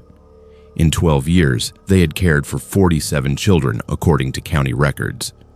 But when I tried to track those children, I hit walls. 23 of them had no current location information in the system. Their files showed they had been transferred to other placements, aged out of the system, or been reunited with biological families. But there were no forwarding addresses, no case notes about the transfers, no contact information for the receiving families or agencies. It was as if 23 children had simply vanished from the system after leaving the Henderson home. I started making calls to other counties, to adoption agencies, to group homes. Nobody had records of receiving children from the Hendersons. I searched social media for the children's names, hoping to find adults who had grown up in the system. Nothing. It was statistically impossible for 23 young people to have zero digital footprint. I brought my findings to Angela, showing her the gaps in the records and the missing children. She was alarmed but cautious, warning me that record-keeping in the foster system was notoriously bad. The children got lost in paperwork all the time without it meaning something sinister had happened. But she agreed to escalate the investigation, bringing in the county sheriff and requesting a warrant to search the Henderson property more thoroughly. That process took 2 weeks. 2 weeks during which I became obsessed with finding just one of those 23 missing children. On a Friday night, after hours of searching online databases, I found a Facebook profile for a young woman named Sarah Mitchell, who listed her hometown as the same county where the Hendersons lived. Her profile picture showed someone who looked about 19 years old. I sent her a message explaining who I was and asking if she had ever been in foster care. She responded within an hour, and what she told me changed everything. Sarah had lived with the Hendersons from age 11 to 16 from 2008 to 2013. She described systematic abuse that included forced labor on the farm, inadequate food, physical punishment that left bruises and scars, and long periods of confinement in the root cellar as punishment for misbehavior. Children who talked about running away or who threatened to report the abuse were kept in the cellar for days at a time, sometimes in complete darkness, given minimal food and water. Sarah said at least 5 children had disappeared during her time there, including her best friend Amanda, who was 14 when she vanished in 2011. Linda Henderson told the other children that Amanda had been transferred to a group home in another state, but Sarah never heard from her again, despite promises they would stay in touch. Sarah had finally escaped at age 16 by running away during a trip to town, hitchhiking to Virginia, where she lived with a family friend until she aged out of the system. She had never reported the abuse because she was terrified the Hendersons would find her. I convinced Sarah to provide a formal statement to investigators, promising we would protect her identity and ensure her safety. Her testimony gave us enough probable cause to obtain a search warrant. On May 23, 2017, 6 weeks after my initial visit, law enforcement executed a warrant at the Henderson property. The 8 children currently in residence were removed immediately and placed in emergency protective custody. The house and grounds were searched for evidence of abuse. What investigators found in the root cellar explained everything Sarah had described. Hidden behind a false wall of shelves was a larger chamber, approximately 20 feet square, with dirt walls and a packed earth floor. In that space were sleeping bags, buckets for waste, and chains bolted to support beams. There was no light source, no ventilation except what came through gaps in the floor above. This was where children had been kept as punishment, sometimes for days or weeks, in conditions that constituted torture. But the investigation went further. Ground-penetrating radar was brought in to scan the property, focusing on areas that showed signs of disturbance. 3 locations produced hits consistent with buried remains. Excavation began on June 1st and continued for 2 weeks. The remains of 4 children were recovered from graves scattered across the 100-acre property. Forensic analysis and DNA testing eventually identified them as children who had been reported as transferred or runaway from the Henderson home between 2007 and 2015. The autopsies revealed they had died from various causes, including blunt force trauma, malnutrition, and exposure. The investigation expanded to include other foster homes and adoption agencies that had worked with the Hendersons, eventually uncovering a network of falsified documents and corrupt social workers who had helped cover up abuse in exchange for payments. 7 individuals were arrested in addition to Raymond and Linda Henderson, including 2 county social workers, a foster care licensing supervisor, and 4 other foster parents who had operated similarly abusive placements. The criminal trials lasted 3 years. Raymond and Linda Henderson were convicted on multiple counts of child abuse, kidnapping, and 4 counts of murder. They received life sentences without possibility of parole. The other defendants received sentences ranging from 10 to 40 years. 12 children, who had lived with the Hendersons and survived, came forward to testify about the abuse they had endured. The foster care system in our county was completely overhauled, with new oversight mechanisms and mandatory unannounced inspections. But the damage was done. 4 children were dead. Dozens more were traumatized by years of abuse that should never have been allowed to continue. And I carry the knowledge that if I had not followed up on that anonymous tip, if I had filed a routine report and moved on to the next case, those 8 children would still be trapped in that house. I left Child Protective Services in 2020, unable to continue working in a system that had failed so catastrophically. I now work as a consultant training social workers and foster care agencies on recognizing signs of institutional abuse. Sarah Mitchell, who broke her silence and helped expose the Hendersons, is married now and working as an advocate for foster care reform. We stay in touch. Emma, the girl who passed me that note during my first visit, is in therapy and living with an adoptive family who are helping her heal. But the 23 children who disappeared without a trace, whose records were erased and whose fates remain unknown, haunt me every single day. The 4 we found were 4 too many. The ones still missing, if any, survived, deserve to be found. That investigation taught me that evil does not always look like monsters.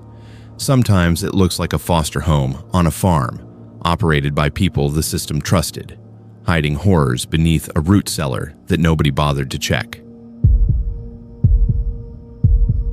I had spent 30 years maintaining radio equipment for communications towers throughout Appalachia, working for a contractor that serviced everything from commercial broadcast stations to emergency services repeaters to the government facilities scattered through the mountains.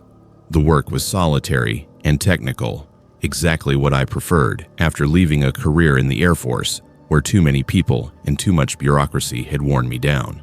In 3 decades, I had climbed hundreds of towers, repaired thousands of pieces of equipment, and thought I had seen every type of radio installation that existed in these mountains.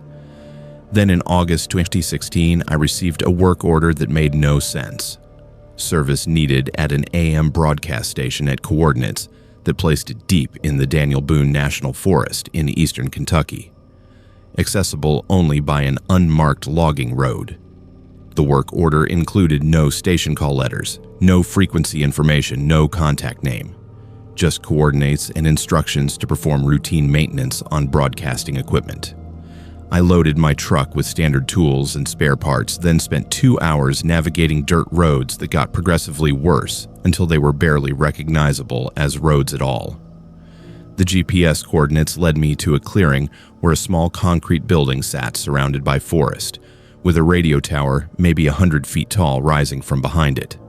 The building looked old, probably constructed in the 1960s based on the architecture, with no windows and a single metal door that had seen better days. There were no power lines running to the structure, which immediately told me it was running on generators. No vehicles were present, no signs of recent human activity except for the door, which had a relatively new padlock. The work order had included a key which fit the lock, allowing me to enter a space that felt wrong from the moment I stepped inside. The building was a single room, maybe 20 feet square, filled with broadcasting equipment that should have been in a museum. Tube-style transmitters from the 1970s, rack-mounted gear with analog meters and mechanical switches, and a power system consisting of 3 industrial generators that were somehow still running despite no visible fuel storage. The equipment was covered in dust but functioning. Lights blinking steadily, meters showing active transmission. Along one wall was a tape deck, the kind that used reel-to-reel tapes, with a tape slowly turning as it played whatever content was being broadcast. I checked the transmitter frequency and found it was broadcasting on 1520 AM, a frequency in the standard AM band, but one I had never heard used in this area. The transmission was strong, at least 1,000 watts, enough to cover maybe a 100-mile radius, depending on terrain and atmospheric conditions. I started running diagnostics on the equipment, checking voltage levels and signal quality, documenting what needed repair or replacement. While I worked, I became aware of what was actually being broadcast. The tape contained a loop of 1970s-era music, mixed with weather reports and emergency announcements that made no sense. Current temperature in Lexington is 73 degrees. Skies are overcast with smoke from ongoing fires in the region. Residents are advised to remain in designated shelters until evacuation orders are issued. Repeat, all residents should proceed to designated safe zones and await further instructions. The weather was wrong for one thing. It was August, and the temperature outside was in the low 90s. More concerning were the references to fires and evacuations and safe zones, as if some major disaster was occurring. But the announcements were clearly old, recorded decades ago based on the audio quality and the vintage of the voice. I let the tape play for another 20 minutes while I worked, and the content became increasingly disturbing. Between songs, there were recorded messages from people who sounded terrified, giving their names and locations and pleading for help. This is Margaret Foster, broadcasting from rural Route 7 outside of Prestonsburg. We have been sheltering in place for 6 days. Our supplies are running low. If anyone can hear this, please send help. Another voice, male, older. James Whitman, here at the Henderson Farm on County Road 12. The situation has not improved. We are still waiting for evacuation. Children are getting sick. Please respond if you are receiving this transmission. The messages went on, 15 or 20 different voices, all giving locations in eastern Kentucky, all describing an emergency situation that required shelter and evacuation. But none of it matched any historical event I could remember. No major disaster in the 1970s had required mass evacuations in this region. I pulled out my phone and tried to research what these broadcasts might refer to, but I had no cell service this deep in the forest. I made notes about the names and locations mentioned in the recordings, planning to look them up when I got back to civilization. My actual job was to service the equipment, which I continued doing, replacing a worn drive belt on the tape deck and adjusting the transmitter settings to reduce harmonic distortion. While I worked on the tape mechanism, I accidentally bumped a control that changed the playback speed slightly. The tape slowed down for a moment before I corrected it. And in that brief slowdown, I heard something that made my skin crawl. The voices in the emergency messages, when played slower, sounded wrong. Not like human voices at all, but something approximating human speech, like a computer trying to mimic emotion without understanding it. I played with the speed control deliberately, slowing the tape down further, and the effect became more pronounced. At half speed, the voices were clearly artificial, synthesized, or manipulated in ways that should not have been possible with 1970s technology. I stopped working and focused entirely on the broadcast content, recording it with my phone for later analysis. The music was genuine, actual songs from the 1970s that I recognized, but the announcements and emergency messages were something else entirely. As I listened more carefully, I noticed the location names were specific and detailed, but when I checked my Kentucky atlas, several of the roads and landmarks mentioned in the messages did not exist. Rural Route 7 outside Prestonsburg was a real location, but Henderson Farm on County Road 12 was not. The messages were mixing real geography with fictional places, creating an alternate version of eastern Kentucky that was similar to but not quite the same as reality. I needed to know what this station was, who built it, and why it had been broadcasting this content for decades. I spent the next hour searching the building for documentation, anything that would explain the purpose of this facility. In a metal cabinet bolted to the wall, I found a logbook dating back to 1977. The entries were brief, technical notes about equipment maintenance and transmitter adjustments, all signed by different names, but with no identifying information about what organization they worked for. The last entry was dated 1989, a note that said, "Automatic systems engaged, no further manual intervention required."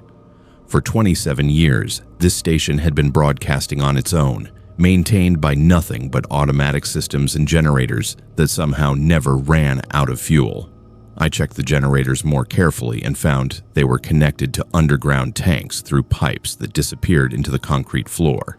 The tanks were apparently large enough to run these generators for decades, or they were being refilled by someone without leaving any evidence of their presence.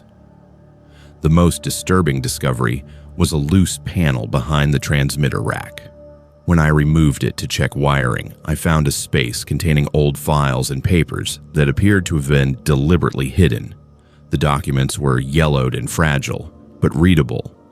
They indicated this station was built in 1977 as part of a classified program called Operation Continuity, designed to maintain emergency communications during a nuclear attack. The station was one of dozens built throughout rural America, automated facilities that would continue broadcasting even if the operators were killed.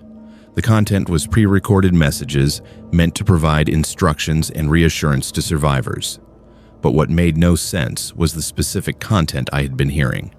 The messages about fires and shelters and evacuations did not match the scripted content described in these documents. Someone had changed the broadcast material, replacing the official emergency messages with something else. I found a second set of documents deeper in the hidden space, handwritten notes dated between 1977 and 1980, apparently written by one of the original station operators. The notes described a situation that sounded like a Cold War paranoia nightmare. In 1978, during a period of heightened nuclear tensions, the station received an alert that was later determined to be a false alarm. But for approximately 6 hours, operators and local residents who were part of the emergency plan believed a nuclear strike was imminent or had already occurred. Families went into bunkers, station operators broadcast evacuation instructions, and people recorded messages on the emergency frequency pleading for help or trying to contact loved ones. The all clear came late that night, but by then several families had been in shelters for hours, traumatized by the belief that the world was ending. The notes suggested that some people did not believe the all clear, convinced it was a trick or a mistake, and refused to leave their bunkers. The writer expressed guilt about not following up, about letting the station return to automatic operation without confirming that everyone was safe. The recorded messages I had been hearing were from that night in 1978, captured by the station equipment and somehow incorporated into the broadcast loop. Real people, real fear, preserved for nearly 40 years and transmitted continuously to an audience that probably did not exist. I felt sick thinking about families who had sheltered underground during a false alarm, some possibly dying there if they refused to leave. The notes mentioned specific names, Margaret Foster and James Whitman among them, the same names I had heard in the broadcast. I needed to find out what happened to them, whether they had eventually emerged from their shelters or if they were still down there, remains waiting to be discovered in bunkers that had been sealed and forgotten. I completed the maintenance work, locked up the building, and drove back to an area with cell phone service. My first call was to the Federal Communications Commission, reporting the existence of an unlicensed broadcast station operating on 15 a.m. My second call was to the Kentucky State Police, explaining what I had found and requesting investigation of the locations mentioned in the broadcasts. The FCC was interested primarily in the technical violation of operating without a proper license. The state police were more concerned about the possibility of undiscovered deaths from 1978. It took 6 months, but eventually both agencies followed up. The FCC investigation determined the station had been built by a defense contractor in 1977 as part of a classified emergency broadcast system. The program was canceled in 1982, but several dozen automated stations were never properly decommissioned. They continued operating on automatic systems, broadcasting outdated content because nobody remembered they existed. The police investigation was more disturbing. They located 5 properties that match locations mentioned in the emergency broadcasts. At 3 of those properties, they found sealed underground bunkers or root cellars that had not been opened since the late 1970s. Inside were the remains of families who had sheltered during the false alarm in 1978 and never emerged. The exact cause of death was difficult to determine after nearly 40 years, but evidence suggested they died of starvation, dehydration, or medical emergencies while waiting for evacuation that was never coming. Margaret Foster was found in a storm shelter on rural Route 7, along with 3 children. James Whitman died in a basement bunker with his wife and elderly mother. In total, 19 bodies were recovered from various locations in a multi-county area, all connected to that single false alarm event that had been forgotten by everyone except the automated radio station that kept broadcasting their final messages. The broadcast station was shut down in early 2017. The equipment was removed, the building was demolished, and the frequency was reassigned. But I still think about those families who died underground, waiting for help that never came while a machine faithfully transmitted their pleas for almost 40 years to an audience of maybe nobody. The investigation revealed that after the false alarm was canceled in 1978, authorities assumed everyone had returned to normal life. No follow-up was conducted, no wellness checks were performed. The families who stayed in their bunkers were simply forgotten, and the radio station became their unintended memorial. I left the communications maintenance business in 2018, taking a teaching job at a technical college. I still work with radio equipment, but I refuse to service anything in remote locations without full documentation about its purpose and history. Some equipment should be allowed to fail, and some broadcasts deserve to end rather than continue playing messages from the dead. The furniture factory fire that killed 22 workers in November 2019 was ruled accidental within 48 hours of the incident. Electrical wiring in a building that was 80 years old, sparking an insulation that had deteriorated over decades, igniting wood dust that had accumulated in ventilation systems. The state fire marshal closed the investigation quickly, issuing a report that attributed the deaths to unfortunate circumstances in an aging industrial structure. I was assigned to write the final documentation as a fire investigator for the Tennessee Bureau of Investigation, a formality to close a case that everyone seemed eager to put behind them. But I have spent 15 years investigating suspicious fires, and nothing about this case matched the pattern of an accidental industrial fire. What I found instead was evidence of arson, murder, and a conspiracy that reached into local government at levels that made prosecution nearly impossible until I forced the system to confront what it had been hiding. The factory was located in a small town in eastern Tennessee with a population of about 3,000 people. Clearwater Furniture Manufacturing had been operating since 1939, producing residential furniture for regional distribution. The company employed 90 workers at its peak in the 1980s, but by 2019 that number had dropped to 47 as automation and overseas competition reduced the need for manual labor. The building was a 3-story brick structure with wooden floors, minimal fire suppression systems, and a layout that had been modified dozens of times over 8 decades without regard for modern safety codes. On November 7, 2019, at approximately 2:30 in the afternoon, fire broke out during a mandatory all-staff meeting that required every employee to be present in the main production floor. 22 people died, most from smoke inhalation, trapped in a building where exits had been chained shut and windows had been barred for security purposes. I arrived at the scene 2 days after the fire, expecting to conduct a routine review of the local investigation before signing off on the accidental ruling. The building was a total loss, collapsed in sections, with forensic teams still searching for remains in the debris. The local fire marshal, a man named Robert Kincaid, walked me through his findings. Single point of origin in the electrical panel on the second floor. Pattern of burn damage consistent with electrical failure. No accelerants detected in preliminary testing. He showed me photographs of the panel, which had been completely destroyed, and explained how old wiring combined with overloaded circuits had created the perfect conditions for catastrophic failure. His report was thorough and professionally written, exactly the kind of documentation that would satisfy insurance companies and state oversight agencies. But when I asked to see the actual physical evidence, The burned electrical panel and wiring samples Kincaid said they had been disposed of already to make room in the evidence storage facility. Standard procedure, he claimed, for low-priority materials in an accidental fire. I spent the next week at the site, examining what remained of the structure and reviewing security footage from neighboring businesses that had captured portions of the event. The footage showed something that contradicted the official narrative.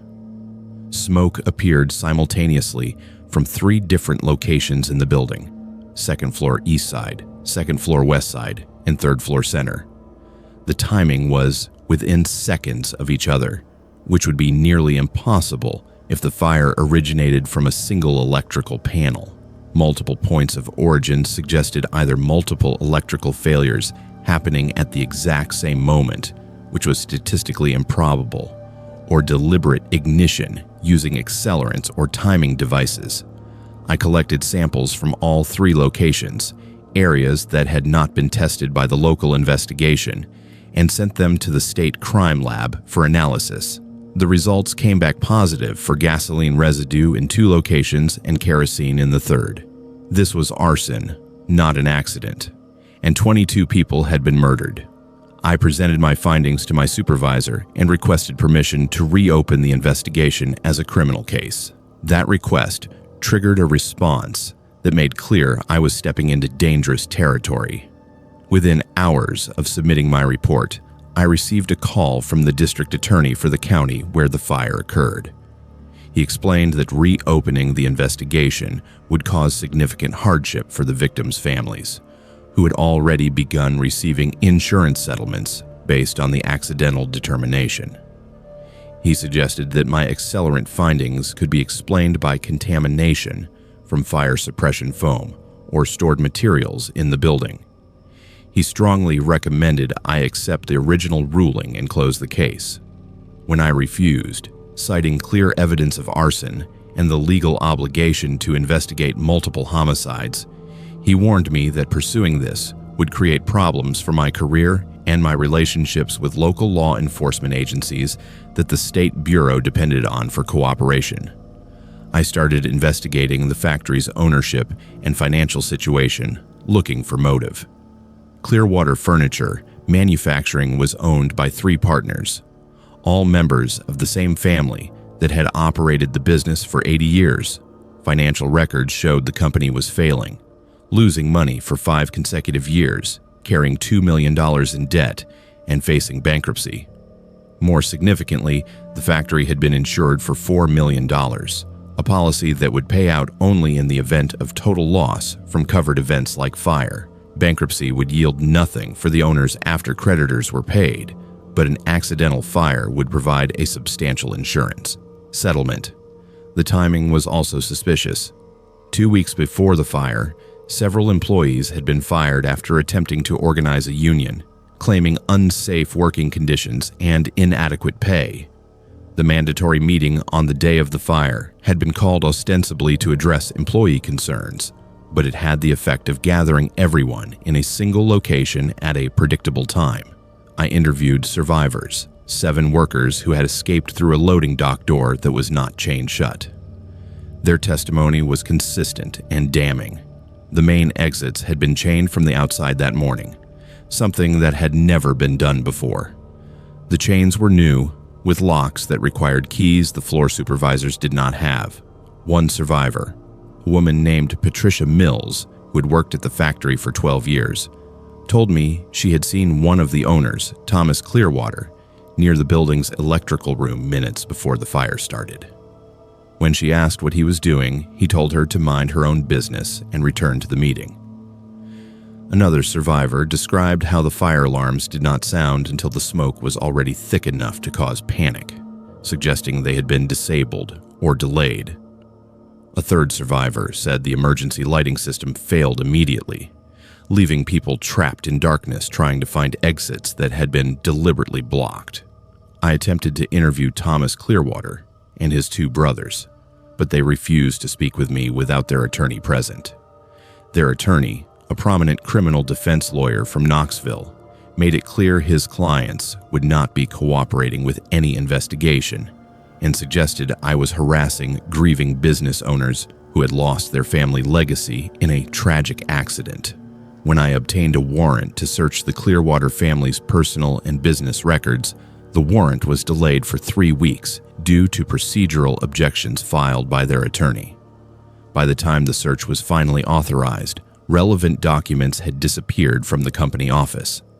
Financial records, employee files, insurance policies, and maintenance logs that should have been preserved were gone, reportedly destroyed in the fire, even though they had been stored in a separate office building that was undamaged. The breakthrough came from an unexpected source, an employee who had been fired 2 weeks before.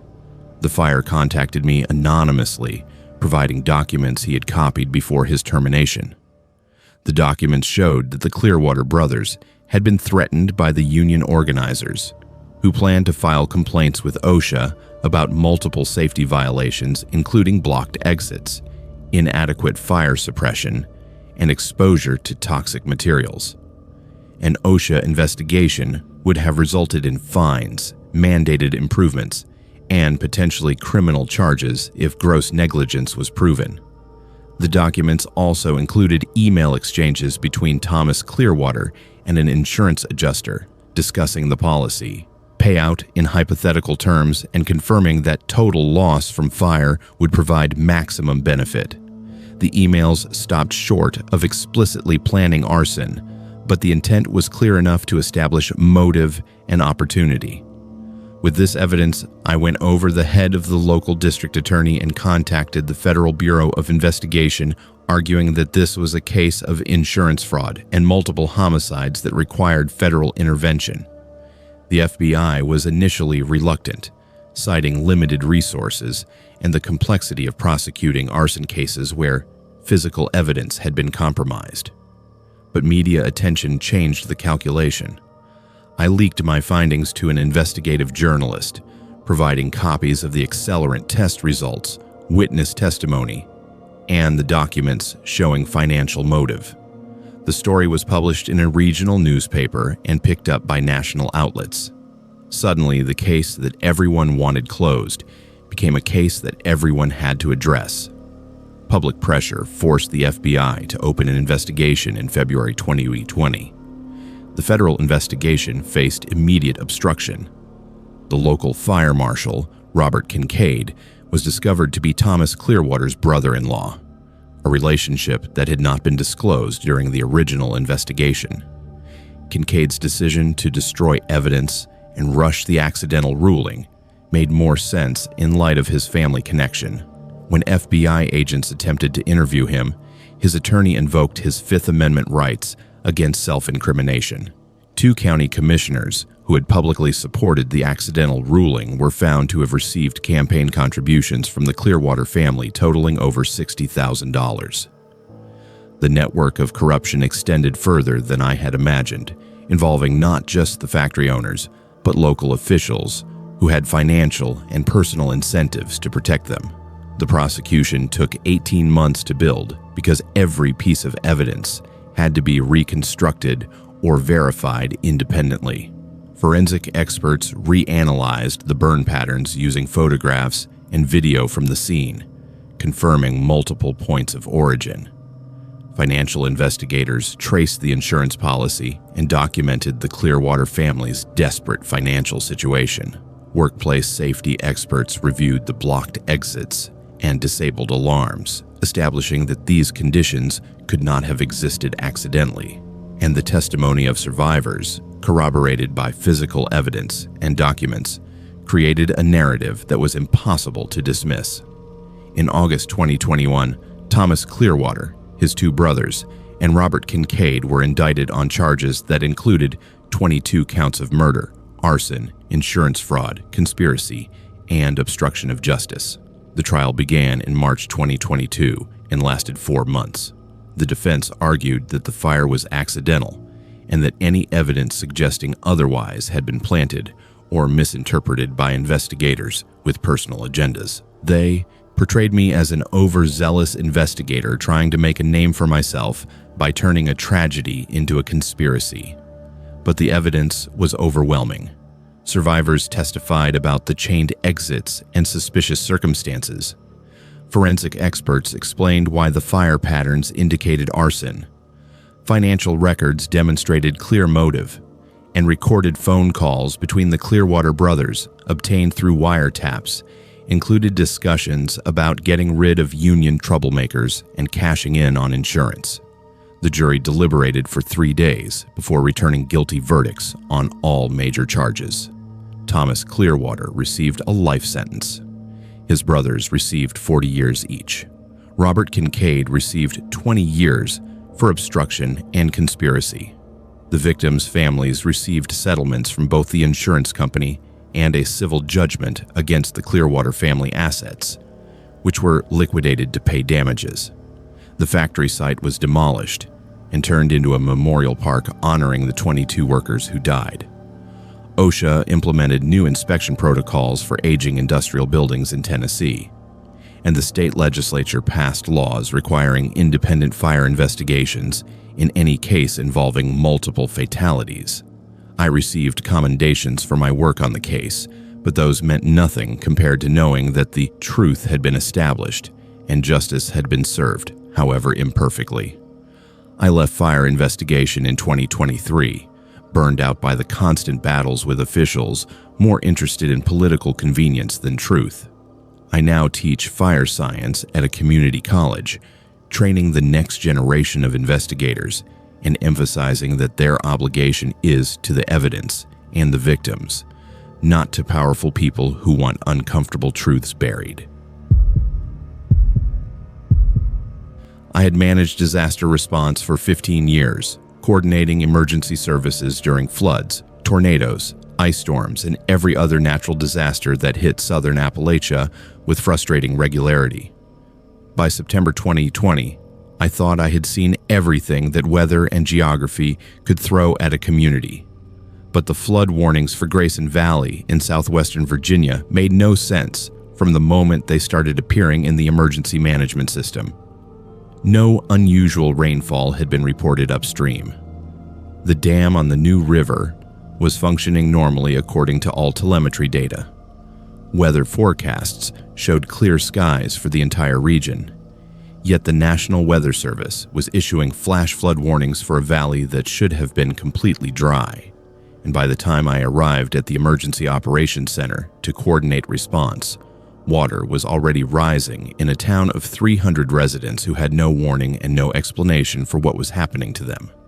Grayson Valley sat in a narrow river valley surrounded by steep mountains, accessible by a single 2-lane road that wound along the riverbank for 5 miles before connecting to the main highway. The town had existed since the 1800s, originally a mining community that had transitioned to tourism and small agriculture after the mines closed in the 1960s. The New River ran through the valley, usually a peaceful waterway, maybe 50 feet wide and 4 feet deep at its center. But on September 15, 2020, the river began rising without any apparent cause. By 8 in the morning, when the first emergency calls came in, the water was already 3 feet above normal levels and rising rapidly. By 10 in the morning, when I arrived with the emergency response team, the main street was under 2 feet of water, and residents were evacuating to higher ground. What made the situation incomprehensible was the water itself. It was ice cold despite being mid-September, when river temperatures should have been in the 60s. Residents who waded through it reported a metallic taste, if any got in their mouths, and several people developed rashes within hours of contact. Electronic equipment failed near the water. Radios stopped working, GPS units showed incorrect coordinates, and vehicle electrical systems malfunctioned when they drove through flooded sections of road. The compass in my emergency response vehicle spun uselessly, unable to establish direction.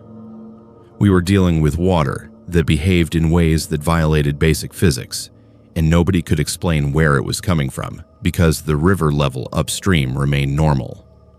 Only in Grayson Valley was the water rising, as if the town existed in a separate reality where different rules applied. Rescue operations were complicated by the strange properties of the water and the limited access to the valley. We brought in boats to evacuate residents from homes that were becoming surrounded, but outboard motors kept failing. The water seemed to resist propulsion, creating drag that made boats move half as fast as they should. Rescue workers reported feeling disoriented when in contact with the water, losing track of time and direction. One team entered a flooded house at 11:30 in the morning according to their watches, spent what they estimated was 15 minutes inside, and emerged to find it was 1:45 in the afternoon. Over 2 hours had passed in what felt like minutes. We had to pull all water rescue teams back and rely on rope systems and aerial evacuation, using a helicopter borrowed from the National Guard. By noon, the water had risen to 6 feet above normal, flooding the ground floors of most buildings in town. That was when residents started reporting something that made the situation transition from natural disaster to something inexplicable. People could see structures beneath the water that should not exist. Buildings, streets, vehicles that were not part of modern Grayson Valley.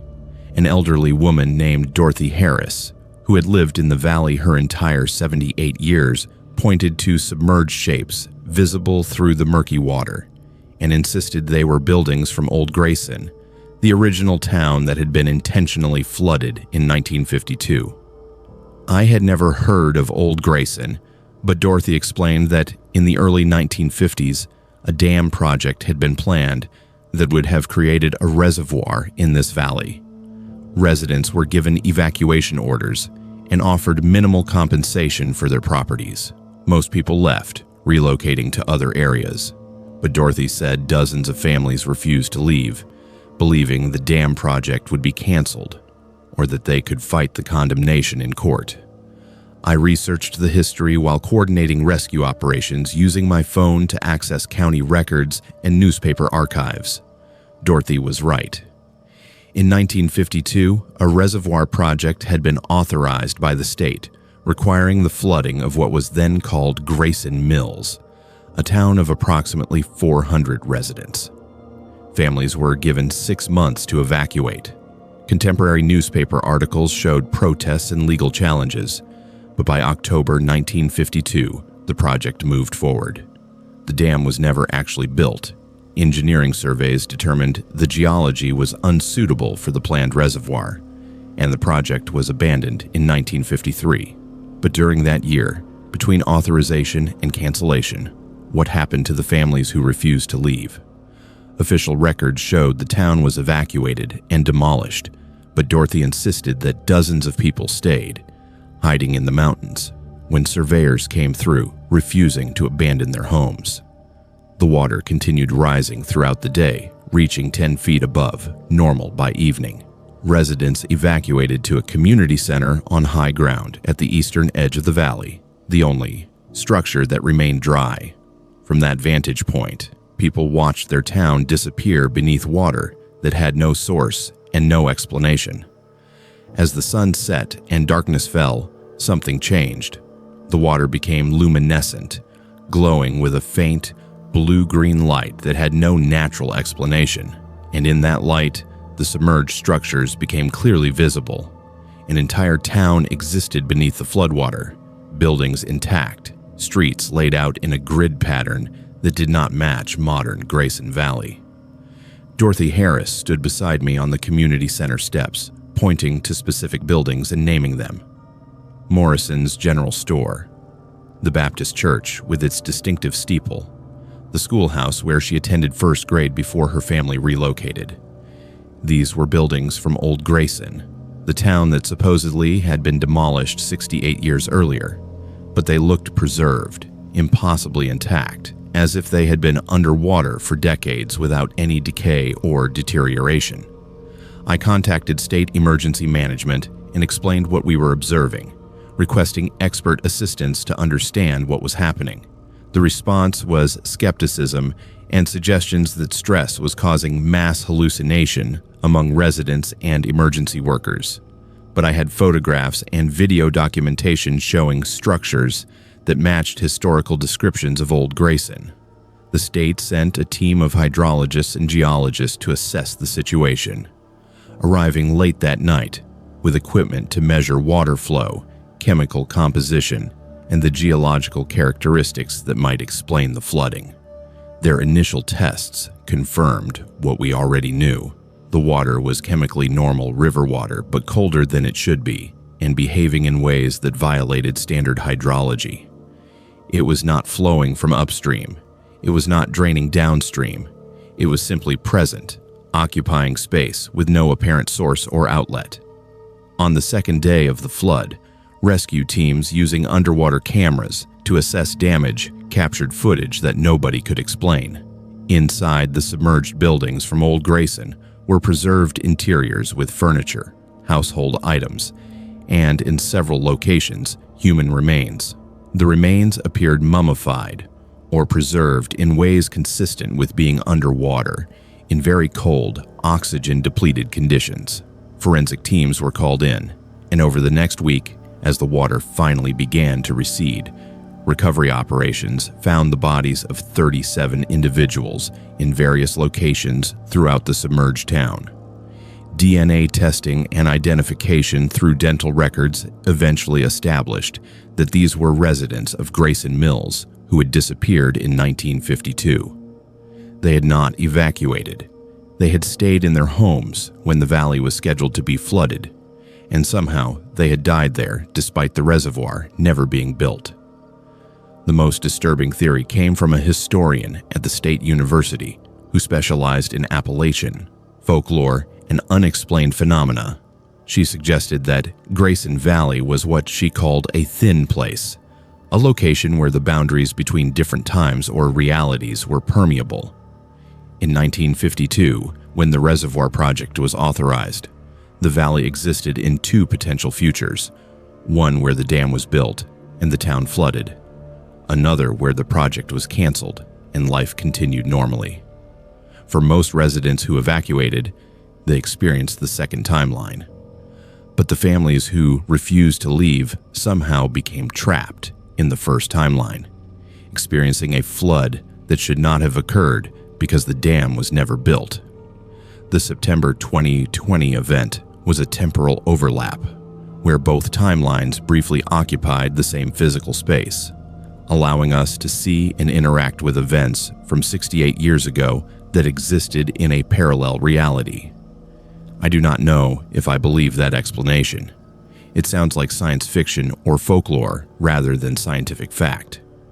But I cannot explain what we documented any other way.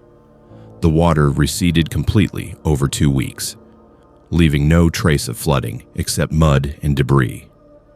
The buildings from Old Grayson that had been visible underwater were gone when the water drained. The ground where they had appeared showed no evidence of structures, no foundations or artifacts, as if they had never existed. The 37 bodies we recovered were real, identified through DNA and buried by their descendants, but forensic analysis could not determine cause of death or explain why the bodies showed signs of drowning when the valley had never actually flooded in 1952. Toxicology found no evidence of poisoning or violence. They simply died, all on the same day in October 1952, of causes that remain officially undetermined. Grayson Valley was permanently evacuated after the flood event. The town was deemed unsafe for habitation, though the official explanation was geological instability rather than anything related to temporal anomalies. The 300 residents were relocated with state assistance, scattered to other communities throughout Virginia. The valley sits empty now, declared a restricted zone with limited access for research purposes. I visit occasionally as part of my role monitoring the site for any recurring phenomena.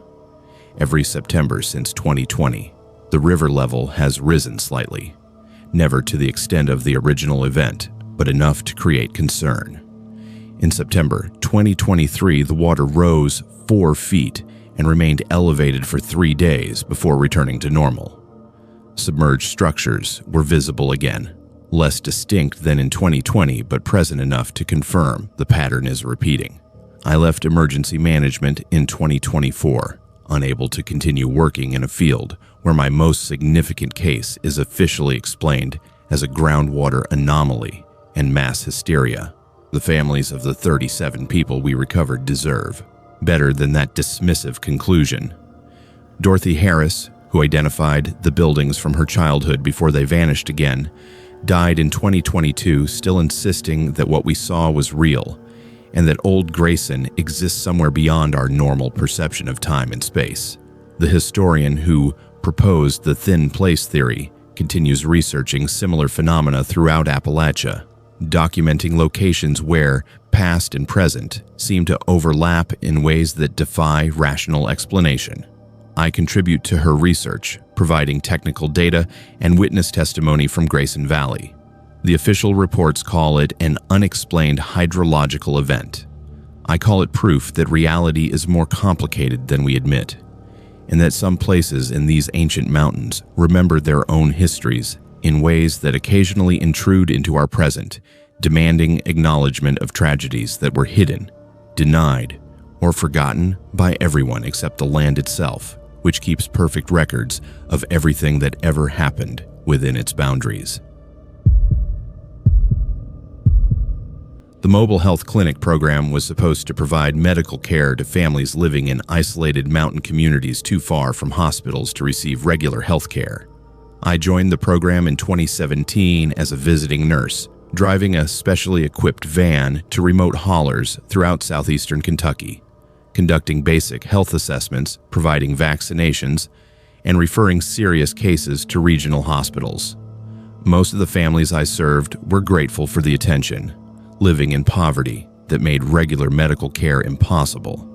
But in June 2018, I was assigned to a holler near the Virginia border where 15 families lived in complete isolation. And what I discovered there was not just medical neglect, but evidence of genetic manipulation and illegal experimentation that had been hidden in these mountains for over 50 years. The holler did not have an official name on any map. Local people referred to it as Whitaker Hollow, named for the family that had originally settled the area in the 1800s. Access was by a dirt road that required four-wheel drive and took 40 minutes to navigate from the nearest paved highway. Cell phone service did not exist. Electricity came from generators. Water came from wells and mountain springs. The community was completely self-sufficient by necessity, growing their own food, homeschooling their children, and avoiding contact with outsiders. When I arrived on a Thursday morning in June, pulling my medical van up to a cluster of houses that looked like they had not changed in decades, I was met by a group of adults who seemed simultaneously desperate for help and terrified of my presence. The community spokesperson was a woman in her 50s named Sarah Whitaker, who explained that no medical professional had visited the holler in over 30 years. Their previous doctor, someone named Dr. Matthews, had treated them from the 1960s through the 1980s before disappearing without explanation. Since then, they had managed healthcare on their own, using traditional remedies and midwives for births. But they had children now who were sick, conditions they could not treat, and they had finally agreed to contact the mobile clinic program after a local pastor convinced them it was safe. Sarah was polite but guarded, answering my questions carefully, watching to see how I reacted to the community, and particularly to the children who were starting to emerge from houses to see the stranger who had arrived. I set up my portable examination station and began conducting health assessments, starting with children, because they were most vulnerable to preventable diseases. What I observed in the first hour made me realize this was not a normal, underserved community. Every child I examined showed similar physical characteristics: identical blood types, all O negative, identical rare genetic markers visible in physical features like unusually shaped earlobes and distinctive eye colors. The children looked remarkably similar despite being from different families, showing none of the normal genetic variation you would expect in any population.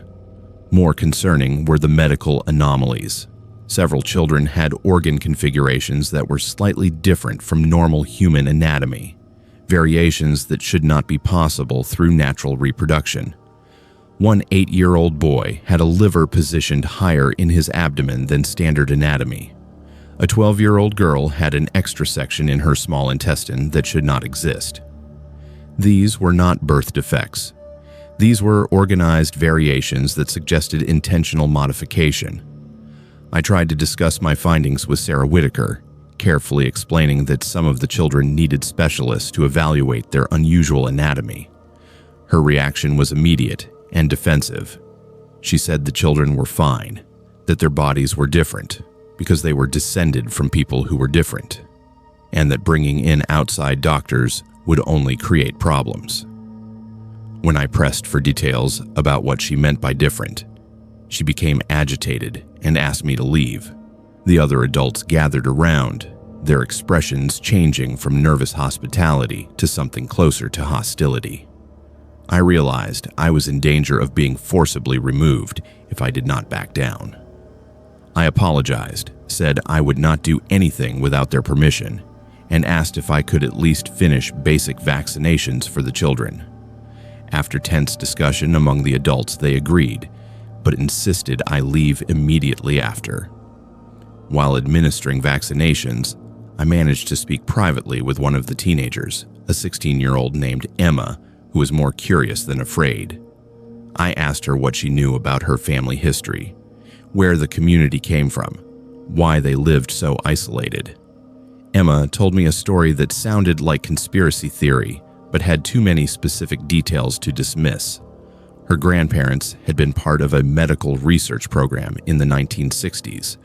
Voluntary participants recruited from various parts of Appalachia with promises of free health care and compensation. The research involved fertility treatments, genetic testing, and procedures Emma did not fully understand.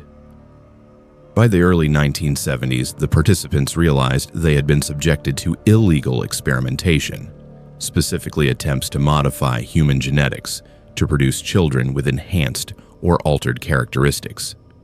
The program was shut down after a federal investigation, but the families were left with children who showed the effects of genetic manipulation, children who would face discrimination and medical scrutiny if anyone discovered what had been done to them. The families fled into the mountains, finding this isolated holler where they could raise their children away from government oversight and medical authorities. They became the Whitaker Hollow community, isolated by choice, determined to protect their genetically modified children from a world that would treat them as experiments rather than human beings. Over 50 years, those children grew up, had their own children, and the genetic modifications continued to express in subsequent generations. Emma showed me scars on her abdomen, surgical marks from procedures performed by Dr. Matthews decades ago, though she was born in 2002 and should never have encountered him. She explained that some people in the community age differently. That time did not work the same way for everyone, another effect of the genetic manipulation that nobody understood. Dr. Matthews had tried to document and study these effects until he realized he was perpetuating the same exploitation the original researchers had committed. He left in the late 80s, promising to destroy his records and never reveal the community's location. I left Whitaker Hollow that afternoon with more questions than answers and a legal and ethical dilemma I was not equipped to handle. These people were victims of illegal human experimentation, but they were also a community that wanted to be left alone. The children needed medical care, but bringing them into the healthcare system would expose their unusual genetics and likely result in them being treated as research subjects rather than patients. I spent 2 weeks researching the history Emma had described, finding fragments of evidence about fertility experiments in the 1960s and 70s. Government programs that tested genetic modification techniques on human subjects without proper oversight or ethical approval. Most of the official records had been destroyed or classified, but academic papers and investigative journalism from the 1980s referenced programs like the one Emma described. The researchers involved had faced minimal consequences, some losing their licenses, none serving prison time. The victims had been scattered and silenced, paid small settlements in exchange for non-disclosure agreements.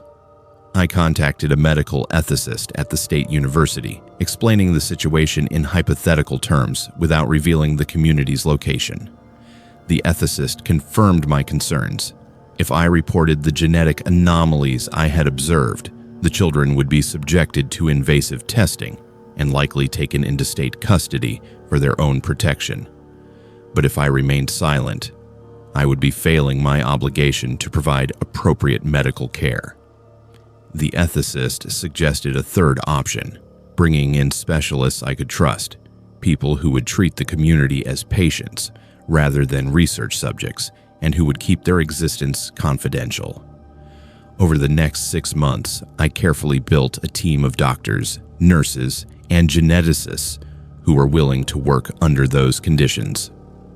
We returned to Whitaker Hollow in January 2019 with equipment and supplies to provide comprehensive care while respecting the community's autonomy. What we discovered during those visits was both medically fascinating and ethically disturbing. The genetic modifications from the original experiments had stabilized over 3 generations, creating a population with consistent variations from standard human genetics. The modifications appeared to have been designed to enhance immune response, increase organ efficiency, and extend lifespan. Some members of the community who should have been in their 70s, based on birth records, appeared to be in their 40s physically. Others showed resistance to diseases that should have been fatal, but there were negative effects as well. Higher rates of certain cancers, neurological issues in some individuals, and reproductive complications that made natural conception difficult. The community had been managing these issues on their own, with varying degrees of success, losing people who could have been saved with proper medical intervention. We established a regular care schedule, visiting Whitaker Hollow monthly to provide treatment, monitor conditions, and document the long-term effects of the genetic modifications. The work was conducted entirely off the books, with no official reports, no billing to insurance or government programs, funded through private donations and our own resources. The ethical justification was straightforward. These people had been victimized by illegal experimentation and deserved medical care without being exploited again. But the legal exposure was significant. If discovered, everyone involved could face charges for practicing medicine without proper oversight, failing to report human rights abuses, and concealing information about genetic engineering research. We proceeded anyway, believing that protecting this community was more important than following regulations designed for normal circumstances. The situation came to a crisis point in October 2021, when state authorities began investigating the mobile clinic program for financial irregularities. Auditors noticed discrepancies in my records, supplies and medications that were unaccounted for, mileage logs that showed trips to locations not registered in the program database. I was questioned about where those resources had gone and whether I had been diverting supplies for personal use or sale. I could not explain without revealing Whitaker Hollow's existence, but remaining silent made me look guilty of theft or fraud. The investigation expanded, subpoenas were issued for my records and communications, and I faced the choice between protecting the community and protecting myself. I chose the community, destroying any documentation that could lead investigators to their location and refusing to cooperate with the investigation. I was fired from the mobile clinic program, had my nursing license suspended pending disciplinary hearings, and faced potential criminal charges. The case was eventually resolved through the intervention of a civil rights attorney who specialized in medical ethics violations. Without revealing specific details about Whitaker Hollow, she negotiated an agreement where I would avoid criminal charges in exchange for cooperation with a federal review of historical human experimentation programs. I provided testimony about the long-term effects of genetic modification experiments, using the community's medical data with all identifying information removed.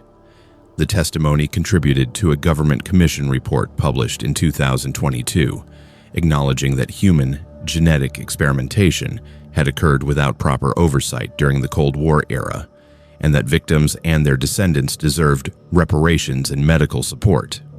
My nursing license was eventually reinstated with restrictions, and I now work as a consultant for the Commission, helping to locate and provide care for other communities that might have been affected by similar programs. Whitaker Hollow still exists in its isolated location, cared for by the team we assembled, living their lives away from scrutiny and exploitation. The children Emma told me about are adults now, some with children of their own, continuing to express the genetic modifications that were forced on their grandparents 50 years ago. They have chosen to remain isolated, believing that integration into normal society would expose them to discrimination and medical experimentation disguised as care. I visit occasionally, not as a nurse but as a friend, bringing supplies and checking on people I have come to care about deeply. The Commission's work continues, trying to find other victims of programs that treated human beings as test subjects and then abandoned them to deal with the consequences alone. We have identified 3 other communities similar to Whitaker Hollow, all hidden in remote areas throughout Appalachia, all descendants of people who were experimented on and then discarded. The work of documenting these abuses and providing reparations will continue for decades, long after everyone who remembers the original crimes has died. But the evidence lives on in the genetics of families who carry modifications they never asked for.